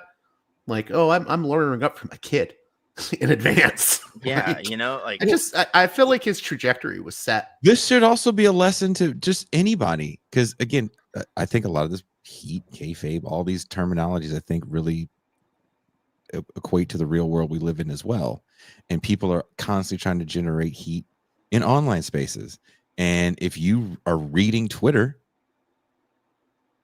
God forbid you say anything that someone wants to talk about, but you're going to have a skewed view of the world if that's your only outlet to it, or a major outlet to it. I shouldn't say your only, but a major outlet to people outside of your immediate social circle. And depending on how small your social circle is, your real life one, and you think this is really how people act, how people respond to the things you say on social media, or the arguments that you get into on social media, or chats on shows, oof. You're going to be a volatile individual. I'm going to tell you right now, hearing my father say, I saved up money for my kids that I sired in Japan, right? You're like, oh, that's nice, Rampage Jackson, good for you, dude. And then he follows it up with, yeah, but Raja, I have a lawyer on permanent retainer for him. Right? That's not the support you should be giving your fucking kid, man. Yeah. Right? Like, I'm glad I'm not the only one that is thinking about this. Yeah. It's just sad all the way around. You know what? It's funny. Virtuoso just said, seek therapy. That's the lesson. I've been very critical of therapeutic culture. And I think there's abuse that goes on with the therapeutic world as well that people don't like to talk about. But in this case, yes, the seek therapy. Yeah. This entire episode kind of brings that, it shines a light on that dark underbelly of, what Jason and I have talked about a lot. And that's the chronically online culture that we live in now. Mm-hmm. I understand like the content influencer thing that's a part of society that we're not getting rid of. Yeah. It's not going anywhere. Right. I agree, Dan. Rampage obviously knew Raja had issues. I agree with that. That's part of the problem. Yeah. Daniel hit the nail on the head with that one. Absolutely. But like living on a live stream, right? Mm. And having people that don't know you that,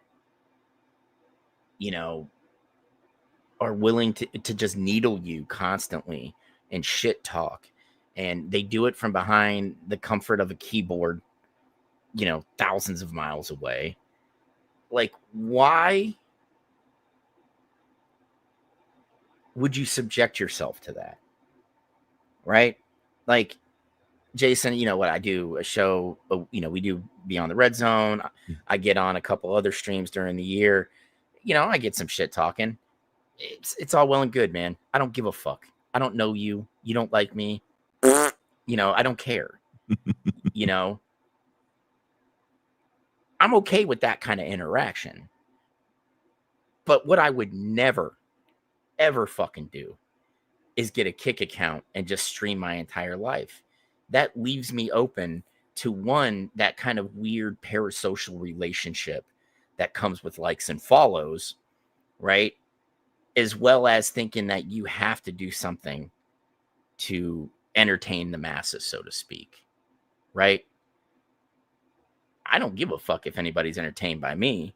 What I give a fuck is having a great show with you and JG tonight, right? Like, that's it. Outside of that, if you don't like it, don't fucking watch, homie. Kick rocks, suck my dick from the back, and just carry on with your day, right? Like, and honestly, I don't understand the level of commitment it takes from people to be so invested in someone that you watch them like stream for hours and hours a day. You guys remember that documentary, We Live in Public from 2009? No. Vaguely. It was Andy Timiner directed it, but it was about this guy, Josh Harris, who was an internet entrepreneur that lost everything when he did when the .com bubble burst. But he literally lived his life in public before anyone else. It was an art project called Quiet. We Live in Public, where he just streamed his entire life. And it's disturbing. Well, I think the whole thing, and it was years before all of this stuff. That's why I mentioned it. Back to the whole kind of like talking about a guy like Hassan Piker thing. The reason why the parasocial thing works is because his life is so public. Every aspect of life is, I don't want to say curated, but kind of thought through. So you can't just live. Yeah. You're constantly brand advertising. You are a brand. And see, here's the thing. My brand would always suck because you know what I like to do every so often now? Granted, I started running again because my brother's like, hey, let's run a marathon next May. And I'm like, fuck it, let's go. Right. So that is the most 40-plus-year-old thing. I started training, running again in addition to weightlifting. And like, you know what I like to do though? I like to go out and get drunk and be silly, right? For a brand, that's bad unless that's your brand. That's not really my brand. I just like to do it every so often. You know what? All of steam, fucking text Jason about 9 million times after midnight. Like that's what I like to do. It does.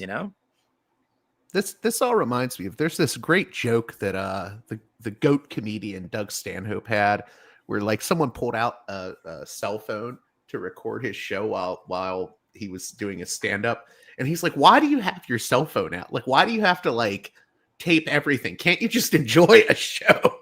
Like you have to put everything on. I need to remember this for the rest of my life. I have to take a video of it. I was talking with a friend about that, about, how I don't have certain memories because Facebook erased my account a few years ago when I wrote something.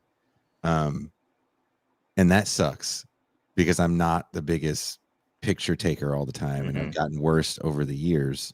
So I forgot large facets of my life I don't remember, because I don't have any evidence of it. Like we always kept in modernity, with the invention of the camera and everything, we kept these keepsake memories of special moments, birthdays, graduations, family get-togethers. And I agree with you, JG, that we've gone so overboard that every meal, every sunset, every smile has to be captured to the point that it's just not real. And there's always something about the photograph that you knew it wasn't going to be 100% real, right? Like the World War II picture, the We Won, the guy, we think it's a man returning home and kissing his old lady, and it's just a random woman he grabbed, right? So this idea about real and fake, and I talk about it in the thing I just wrote about the idea that reality TV is real. It's always been scripted. Oh yeah. But the situations are set up. And people come in as characters. Okay, you're going to be the bitch. You're going to be this guy. We live in to be honest, it's even true with like cinema verite style documentaries, right? Like, listen, I love a good Frederick Wiseman documentary. If people don't know who Frederick Wiseman is, he did movies like High School, and the famous one is the Titicut Follies, where he filmed inside an asylum. But he would film inside asylums and high schools, no narration, and he would just film. Right, and then turn it into a documentary, but even when you have a camera on, people act differently. Yes, and that's why Herzog has even said he doesn't like Wiseman's stuff that much, because Werner Herzog says like, well, you're always like, you're never getting at the pure truth. The only way you get at the pure truth is through a narrative, whether you agree with him on that or not. The fact is, like, when you turn on a camera, people act differently. You're not. Things are even a pure documentary like one Wiseman does, where there's no narration, you're still seeing things through a lens, whether he is interfering or not, because people act differently on camera. Yeah, I hope that makes sense. But what happens when life is now lived through a lens? And that's my bigger point for this whole thing, bigger than the incident that happened, is we're living life through a lens. And what is real for people? Gavin Newsom is doing the exact same thing Donald Trump is doing. That fool called the National Guard to clear out homeless encampments. Oh, yeah, he did. Donald Trump's doing it in D.C., but it's a big deal. It's a big deal when both of them do it. Neither one of them really has policy that anyone can put their finger on. One tries to rule through like a king's decree of presidential orders, and the other is just trying to be the other side of some sort of fascist coin, where it's just fascism with your pronouns on your jacket lapel. And that's where the kayfabe really, we really kind of have to wake up out of the trance of it, because we don't want to fall victim to it. Right. Because no one wants to be a mark. yeah. There you go. Thank you. No one wants to be the mark. Maybe that's how I should have ended the piece. You know what? I have to say this. I love that someone brought up Jerry Springer and how people used to think of it, because that ties into what we're talking about in a weird way. Because you know what made a lot of people realize Jerry Springer was fake? The Iron Sheik was on at one time as a different character. No fucking way, really? I don't even remember that. He played a character on Jerry Springer, and that's when people started saying, hey, wait, that's the Iron Sheik. Well, for me, the whole reason why talk shows are important is because talk shows were what people look at podcasts now today, and people are really listening to like Springer's final words as like these words to live by. It's like, wait a minute, times Did you witness what the fuck happened for the other 45 minutes? It's not even just that. It's like you fuckers forgot what he did in Cincinnati when he was fucking mayor. Not just the city letterhead check to the prostitute. It was the mountains of cocaine that were consumed in the fucking mayor's building. It was him bribing city council people with city funds, like, Crisis act. That was so stupid. It's just, yeah, man. I just, maybe it is because I'm old, but the older I've gotten, it's the whole no gods, no kings, no masters thing has really just, it's something I really stress to my kids. I'm like, I want you guys to enjoy things.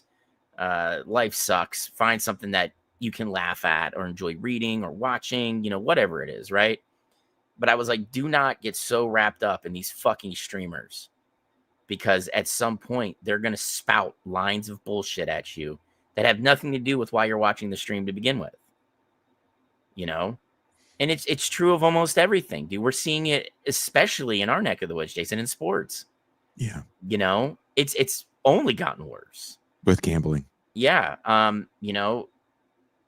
see it happening in wrestling as we see the further conglomeration of it under one big TKO umbrella, as they continue to allow Saudi Arabia to sports wash all their fucking wrongdoing. So it's everywhere. And honestly, it's very unavoidable at this point. But what we have to do is, I would like to think, smart consumers of media consider this my lesson in one of the courses I took in J school was, media literacy. We have to be smart and guard against this kind of stuff. Granted, Marcus did amend the whole no gods, no masters. He also said no podcasters. So it's maybe starting to get to that point, but well, look, when I saw people looking at what other podcasters said and getting mad about it as politics, that's when I was like, that for me was okay, well, I guess we're all in a state of kayfabe. That's right. This is something that at a societal level we're going to have to start tackling, right? Because it's already getting to the point where we may not be able to stuff it back in the box, right? It's this, taking what podcasters or streamers or whatever as like gospel. And people will bitch at me about this, but I will maintain it. I love our little community here. I think we have some pretty media literate people. But there are large channels, far larger than ours, that have a lot of people that aren't media literate, that watch, that make these online communities the society in which they function rather than the one they actually live in. Yeah. And this is what's allowing, for a lack of a better term, and I can get into it more like on a special stream or whatever, but this, like, I call it boomer creep, right? Boomers were the first generation to kind of push away society. It became very Ayn Randian, right? If I look out for myself, my community is going to be fine if we all look out for ourselves, right? And it's only gotten worse. Kush, if we get, I'll tell you what, if the things happens and we can bring back those societal levels, Jason and I will start the very first skateboard jousting league. I'd much rather see skateboard jousting than power slap and power kick. Did you have seen power kick, by the way? No, I don't want to see power kick. It's a real thing. I don't want to see it. Yeah. That sounds even worse than power slap. That's the first thing I thought. It's just stupid. I have one more thing to add, since we mentioned the sports gambling stuff. That ties into all of this, right? Like, I know people that religiously watch, like, what's his name? The Power slap. Dave Portnoy or whatever. Oh, Deadpool. That dude has convinced me that like we're past the point of no return. This is the end of civilization as we know it. Barstool Sports. That's the Yeah. He's Barstool. guy. just Yeah. such a contemptible person. Oh, It's dude, like he's a colossal twat, JG. I cannot stand Dave Portnoy, and I hate how he turned making middling content into a very lucrative business on his end because he caters to a certain type of sports fan, you know. And then he gets involved in the crypto and the sports gambling now, and it's just like he's everywhere. Why is Dave Portnoy on Fox's college football coverage? Why? He brings nothing. How are you going to put him on the same set as Brady Quinn and Urban fucking Meyer? Right. Like, See, but he's another example, like Tate, of going back to what I was like, what I'm annoyed by is, I've had some people defend Rampage Jackson saying, well, he just wanted to toughen his kid up. That's why he calls him a bitch and all that stuff. I've had people say that to me, like normies, wow. But it's like, I think people need a better idea of what toughness is. And I think people need a better idea of what masculinity is. Did your dad ever call you names, JG, to toughen you up? I don't know. I don't know if he ever did anything. I'm sorry. Your paws scared the shit out of me. Like you went back to a dark place. Yeah. He locked me into. He used to punish me by locking me into into like whatchamacallit, like the closet, and he would tell me the boogeyman is coming to get me. Holy! I probably should not admit this. Was he fucking with you, or was this like your punishment? He was fucking with me. Oh, okay. I mean, dude, my dad called me a communist cunt last week. So does that count? Oof. Well, you're an adult. If he called you when you were 7, that's different. What I'm saying is there really is more to being there's more to toughness than like, can you win a fight? And we've lost sight of these values. I mean, it's just weird to me. You know how hard it is to care about somebody? Like, I'm being totally serious. Mm-hmm.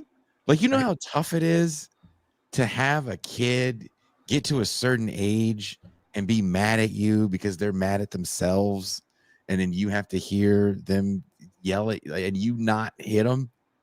Like, I usually fight people for things like this, child. But I mean, the reality you know what? is, By the way, I'm not like against like people taking like. I'm not against like people knowing, like, for instance, self-defense. I took like Taekwondo for years. That's like it's cool to know how to fight and how to protect yourself, but the lack of focus on like, well, what do men have to be mentally? What do they have to be to their community? That sort of gets to me. I'm like, there's more to being a man than just like whatever Andrew Tate is saying. And I hope people get that out of this. That's my biggest like takeaway from all this. Well, as cheese dick as it is, man, I think one of the coolest things I've seen this year is the sheer amount of people. And here's the cheese dick part. After watching the Superman movie, the new one, that's like, kindness is cool. Being kind is the new punk. I love that shit, man. It doesn't take any money to be kind to people, and that's how I look at it. Oh man, it's fucking awesome. I like to think I'm good to people until you give me a reason to not be good to you. And it's just like, maybe we are too far gone, right? Maybe Dave Portnoy has ushered that in, but it gives me a bit of hope to see, especially like since I went to college so late and I was around a lot of younger people. I view kindness as the prelude to an attack. God damn it, Kush. That's some like sad, like somebody did something real bad. Yeah. You know what I mean? Yeah. I feel him on that. I do sure too. That happened to him. But like seeing empathy in action and seeing people be kind to people, like, I can't say it gives me hope because I'll be 44 in November. I don't think anything give me hope, but it makes me hopeful, if that makes sense. It's funny you mentioned that because I wrote a whole piece about the Raja Jackson incident, and I've been shopping it around unsuccessfully, probably because it's too niche and like the conservatives won't like it, and neither will people on the left. But I sort of said, like, and this is sort of a jab at a lot of conservatives. You know how a lot of conservatives talk about we need to protect the classics, the story of Odysseus, the Epic of Gilgamesh. Kids aren't reading the classics anymore. And I sort of said, like, we don't even teach the values of the classics. The classics do teach values. Mhm. The story of Odysseus teaches the value of temperance and self-control. Gilgamesh teaches about humility. All of these values can be found throughout history and culture, right? And I think we've lost sight of those values. I sound like a conservative now saying this, but it's weird because the conservatives don't actually care about any of these values. They don't care What about makes the them values. Yeah, they talk about the loss of values all the time, but I think what we're really talking about when we think about this incident is no one on this show. I think this episode we've said the word toxic masculinity more than any other episode I can think of that we've done, unless we're I hate using the term because it's so cliched, but it does. It it fits, really JG. does exist. If this kid is so motivated by these names being called to him, it really does mean that no one's ever taken that cat aside and hugged him when shit like that happens. Mhm. you've had Ryan Sigraff on, right? Yeah. It's funny. I had Ryan on to talk about issues facing men and the crisis of masculinity stuff. And I had a bunch of people get really mad about it. People are mad at Ryan right now. Yeah. But I think he's on to something. I mean, we can't just say oh, pull yourself up by the bootstraps to young men. I mean, there has to be a positive vision of masculinity. And We don't have it. Let's be honest. We don't have it because who's giving it to them? The Andrew Tates of the world. Or if you're not Andrew Tate, you're someone that's all about financial success as part of your masculinity. And those are the people that are controlling the narrative about masculinity. And that's a problem. I'm agreeing. Dude, I think we are all in agreement. Yeah. I don't think any of y'all are bitches. I think it takes balls to do the shows that you do, JG. I think it takes balls for you to be yourself, Matt, considering you came back as a 20-year war veteran? 16. 16? Okay, Yeah. sorry. I gave you an extra 4, but... No, if I had an extra 4, I wouldn't be in the financial straits I'm in right now. Oh, you would if you would have had the extra 4. But you don't have the extra 4 for a very good reason, right? Yeah. So my point is, that's hard. The struggle to come back and then try to be a dad and trying to be a dad every day is something I fucking respect. That's tough. That's fucking tough. Yeah, and it's just kind of piggybacking on what you were saying, JG. Toughness isn't a fist or a gun. Yeah. There's nothing tough about that. For me, Jason, I build firearms. It's one of the things I really enjoy doing, and I'd like to start a business doing it so leftists can actually feel good about their purchase. But I'm not tough when I have a firearm in my hand. That's a tool, and it's only used to take life. That's it. Mm-hmm. And if you're so blasé about taking life, again, someone didn't pull you aside and hug you when you were a child, right? That is fucking facts.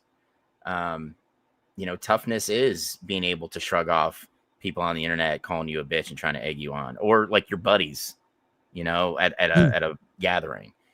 Tough is, coming back after a long shift at work, getting your shit together and dadding it up. Tough is having an opinion that you're passionate about, that you back up with, Action, research and action that people don't like, but you continue to do it. My daughter's got her driving test coming up and she's fucking terrified. And I was like, kid, being brave isn't doing something stupid, like charging 2 guys with machine guns and just hucking grenades like they were baseballs, which is something I did. I was like, being brave is being put in uncomfortable positions to do something and you do it anyway. That's bravery. I will say there was one moment of valor in this whole story. And we have to give kudos again to the epic Doug Mallow for coming in and breaking it up. Breaking it up. Yeah. I mean, that's I mean, I wish it would have happened a little bit sooner, but that's the one silver lining maybe in this story. I'm like, oh God, someone did the right thing. Yeah. I mean, and that's the thing. What I think one of the things that surprised me the most was where was the rest of the crew, man? Where was the rest of the wrestlers that when Raja hoisted him up, that could immediately see like, bro, this is not going to end well. I have to get down there. Right? Like that really threw me off. There wasn't an arena show where you're, literally a 20-minute walk away. If you know arenas and how they're built. People could have got there. It's almost some Stanley Milgram shit that, the one guy that defies what everyone else is doing steps in and does the quote unquote right thing. And if you've watched the guy's stream since then, I was watching him right before I started, and I think it sounded like he was in either an 18-wheeler or like a tow truck. So I'm assuming he's, like most of those guys that wrestle, probably has a regular ass job. And he was pretty fucked up by the whole situation all the way around. And somewhat emotional about it all the way around. And it's sad that you can call me a cuck and it's supposed to mean something. This doesn't mean anything to me. Like, there's not many words you're going to say to me that's going to affect me. You know what I mean? Does that word even have meaning anymore? When I was back in college a few years ago, it has meaning to Maury. Okay. I remember. Well, listen, I remember when I was. Hold on, JD. Just to give you some background, we found out on one of our after we talk sports, we typically go off the rails a little bit, and Jason did some digging and found out that Connie Chung was getting the business from Warren Beatty while lawfully wedded. And that's a cuck, man. And the thing is, Maury wrote about it in his book and was like, yeah, man. I'll never forget. So a few years ago when I went back to college, I remember this. So I'm around a bunch of Zoomers when I went back to finish my degree because I took a few years off. It was a hectic time in my life, in my 20s. But this girl is like using the word cuck. And I'm like, do you know what a cuck is? And she's like, oh, I thought it meant like it was a combination of cock and fuck. or like the C word, the CU word. And I'm like, no, it's a guy who like watches while his wife is doing it with another guy. She's like, oh, I didn't know that. And I'm like, wow, Zoomers don't even know what this word means. Because you can't say kink shame anymore, and there's people that actually dig it. So the whole thing is like, okay, well, if you dig it, then why would I sew? Yeah, what you do with another consenting adult or adults behind closed doors, that's your business. I don't care. If you want to fuck while dressed up in a furry anime costume, knock yourself out. JG looks offended. No, I'm not offended. I wanted to plug something real quick, though, if I could. Do it. Dude, absolutely. So, Fleshu and Daniel Shine, he's here. Yeah, you just brought up his comment. They're doing a wrestling show in California. I know you have listeners there, right? Yeah, where part of California do you know? I actually don't know. Maybe Dan could drop a comment. But Dan, it's the last tournament on the left. I live in Mexico, and so I'm close to San Diego, where I'm at, and I'm from the Bay Area. So please let us know where the match is. That would be a fun thing to. It's a last tournament on the left. It's a death match tournament. So those things are frightening to me. Dude, yeah. I am every time I see one, and JG knows this, like a lot of them in the US like revolve around Matt Cardona.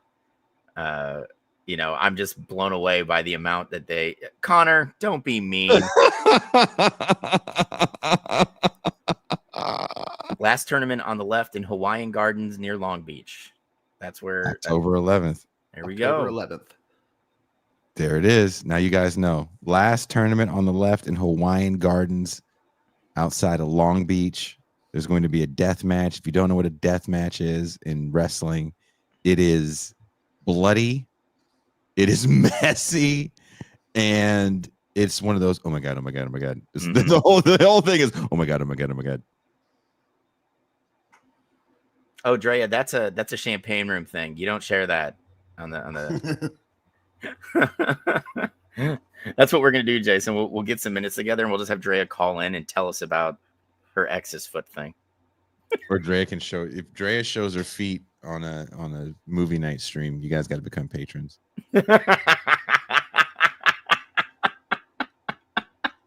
and she'll step on mashed potatoes for an extra. If you get it a higher tier, she'll step on mashed potatoes. That's right. She'll mashed potatoes like stuffing.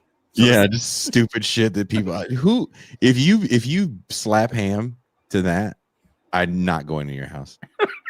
I'm not just not going to your house. I'm not eating anything you put in front of me. Nothing. You are not bringing shit. You having a potluck? I'll bring that. No, you won't. No, you're not. No, you won't. You're going to sit outside, as a matter of fact, because we don't trust you. It's like, dude, your wife doesn't wear closed-toed shoes. Okay, so I know what's going on.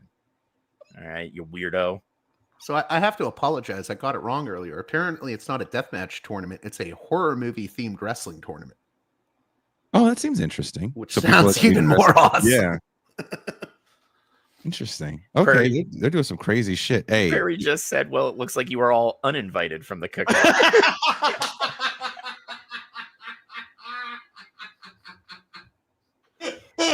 Can you imagine you're having like a great time and the one foot guy shows up? He's like, hey, oh, fuck, it's fucking foot guy. God damn it, Phil. Who invited you? Who invited foot guy? I brought Jello. Oh, of course you did, you fucking weirdo.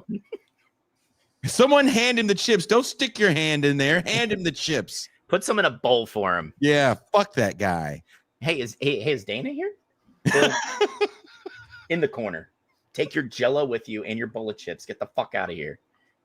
Coach Looks told the biggest dad joke. It sounds like quite a monster mash, quite a graveyard smash. Well, you know what, Kush? I'm here for it. I like How did we get on the foot thing? Somebody said you should shame people for having a foot thing. Oh, come on. Haven't we all given a woman a foot massage before? A foot massage and beating your meat to a foot massage are different things. Can we at least agree on that? Or having she's like tomato. Or having your dick beat off by feet. Okay, like I draw the line. I've only dated rough-toed trolls, so that would be like jerking off with 30 grit sandpaper. I've only dated women with hobbit feet.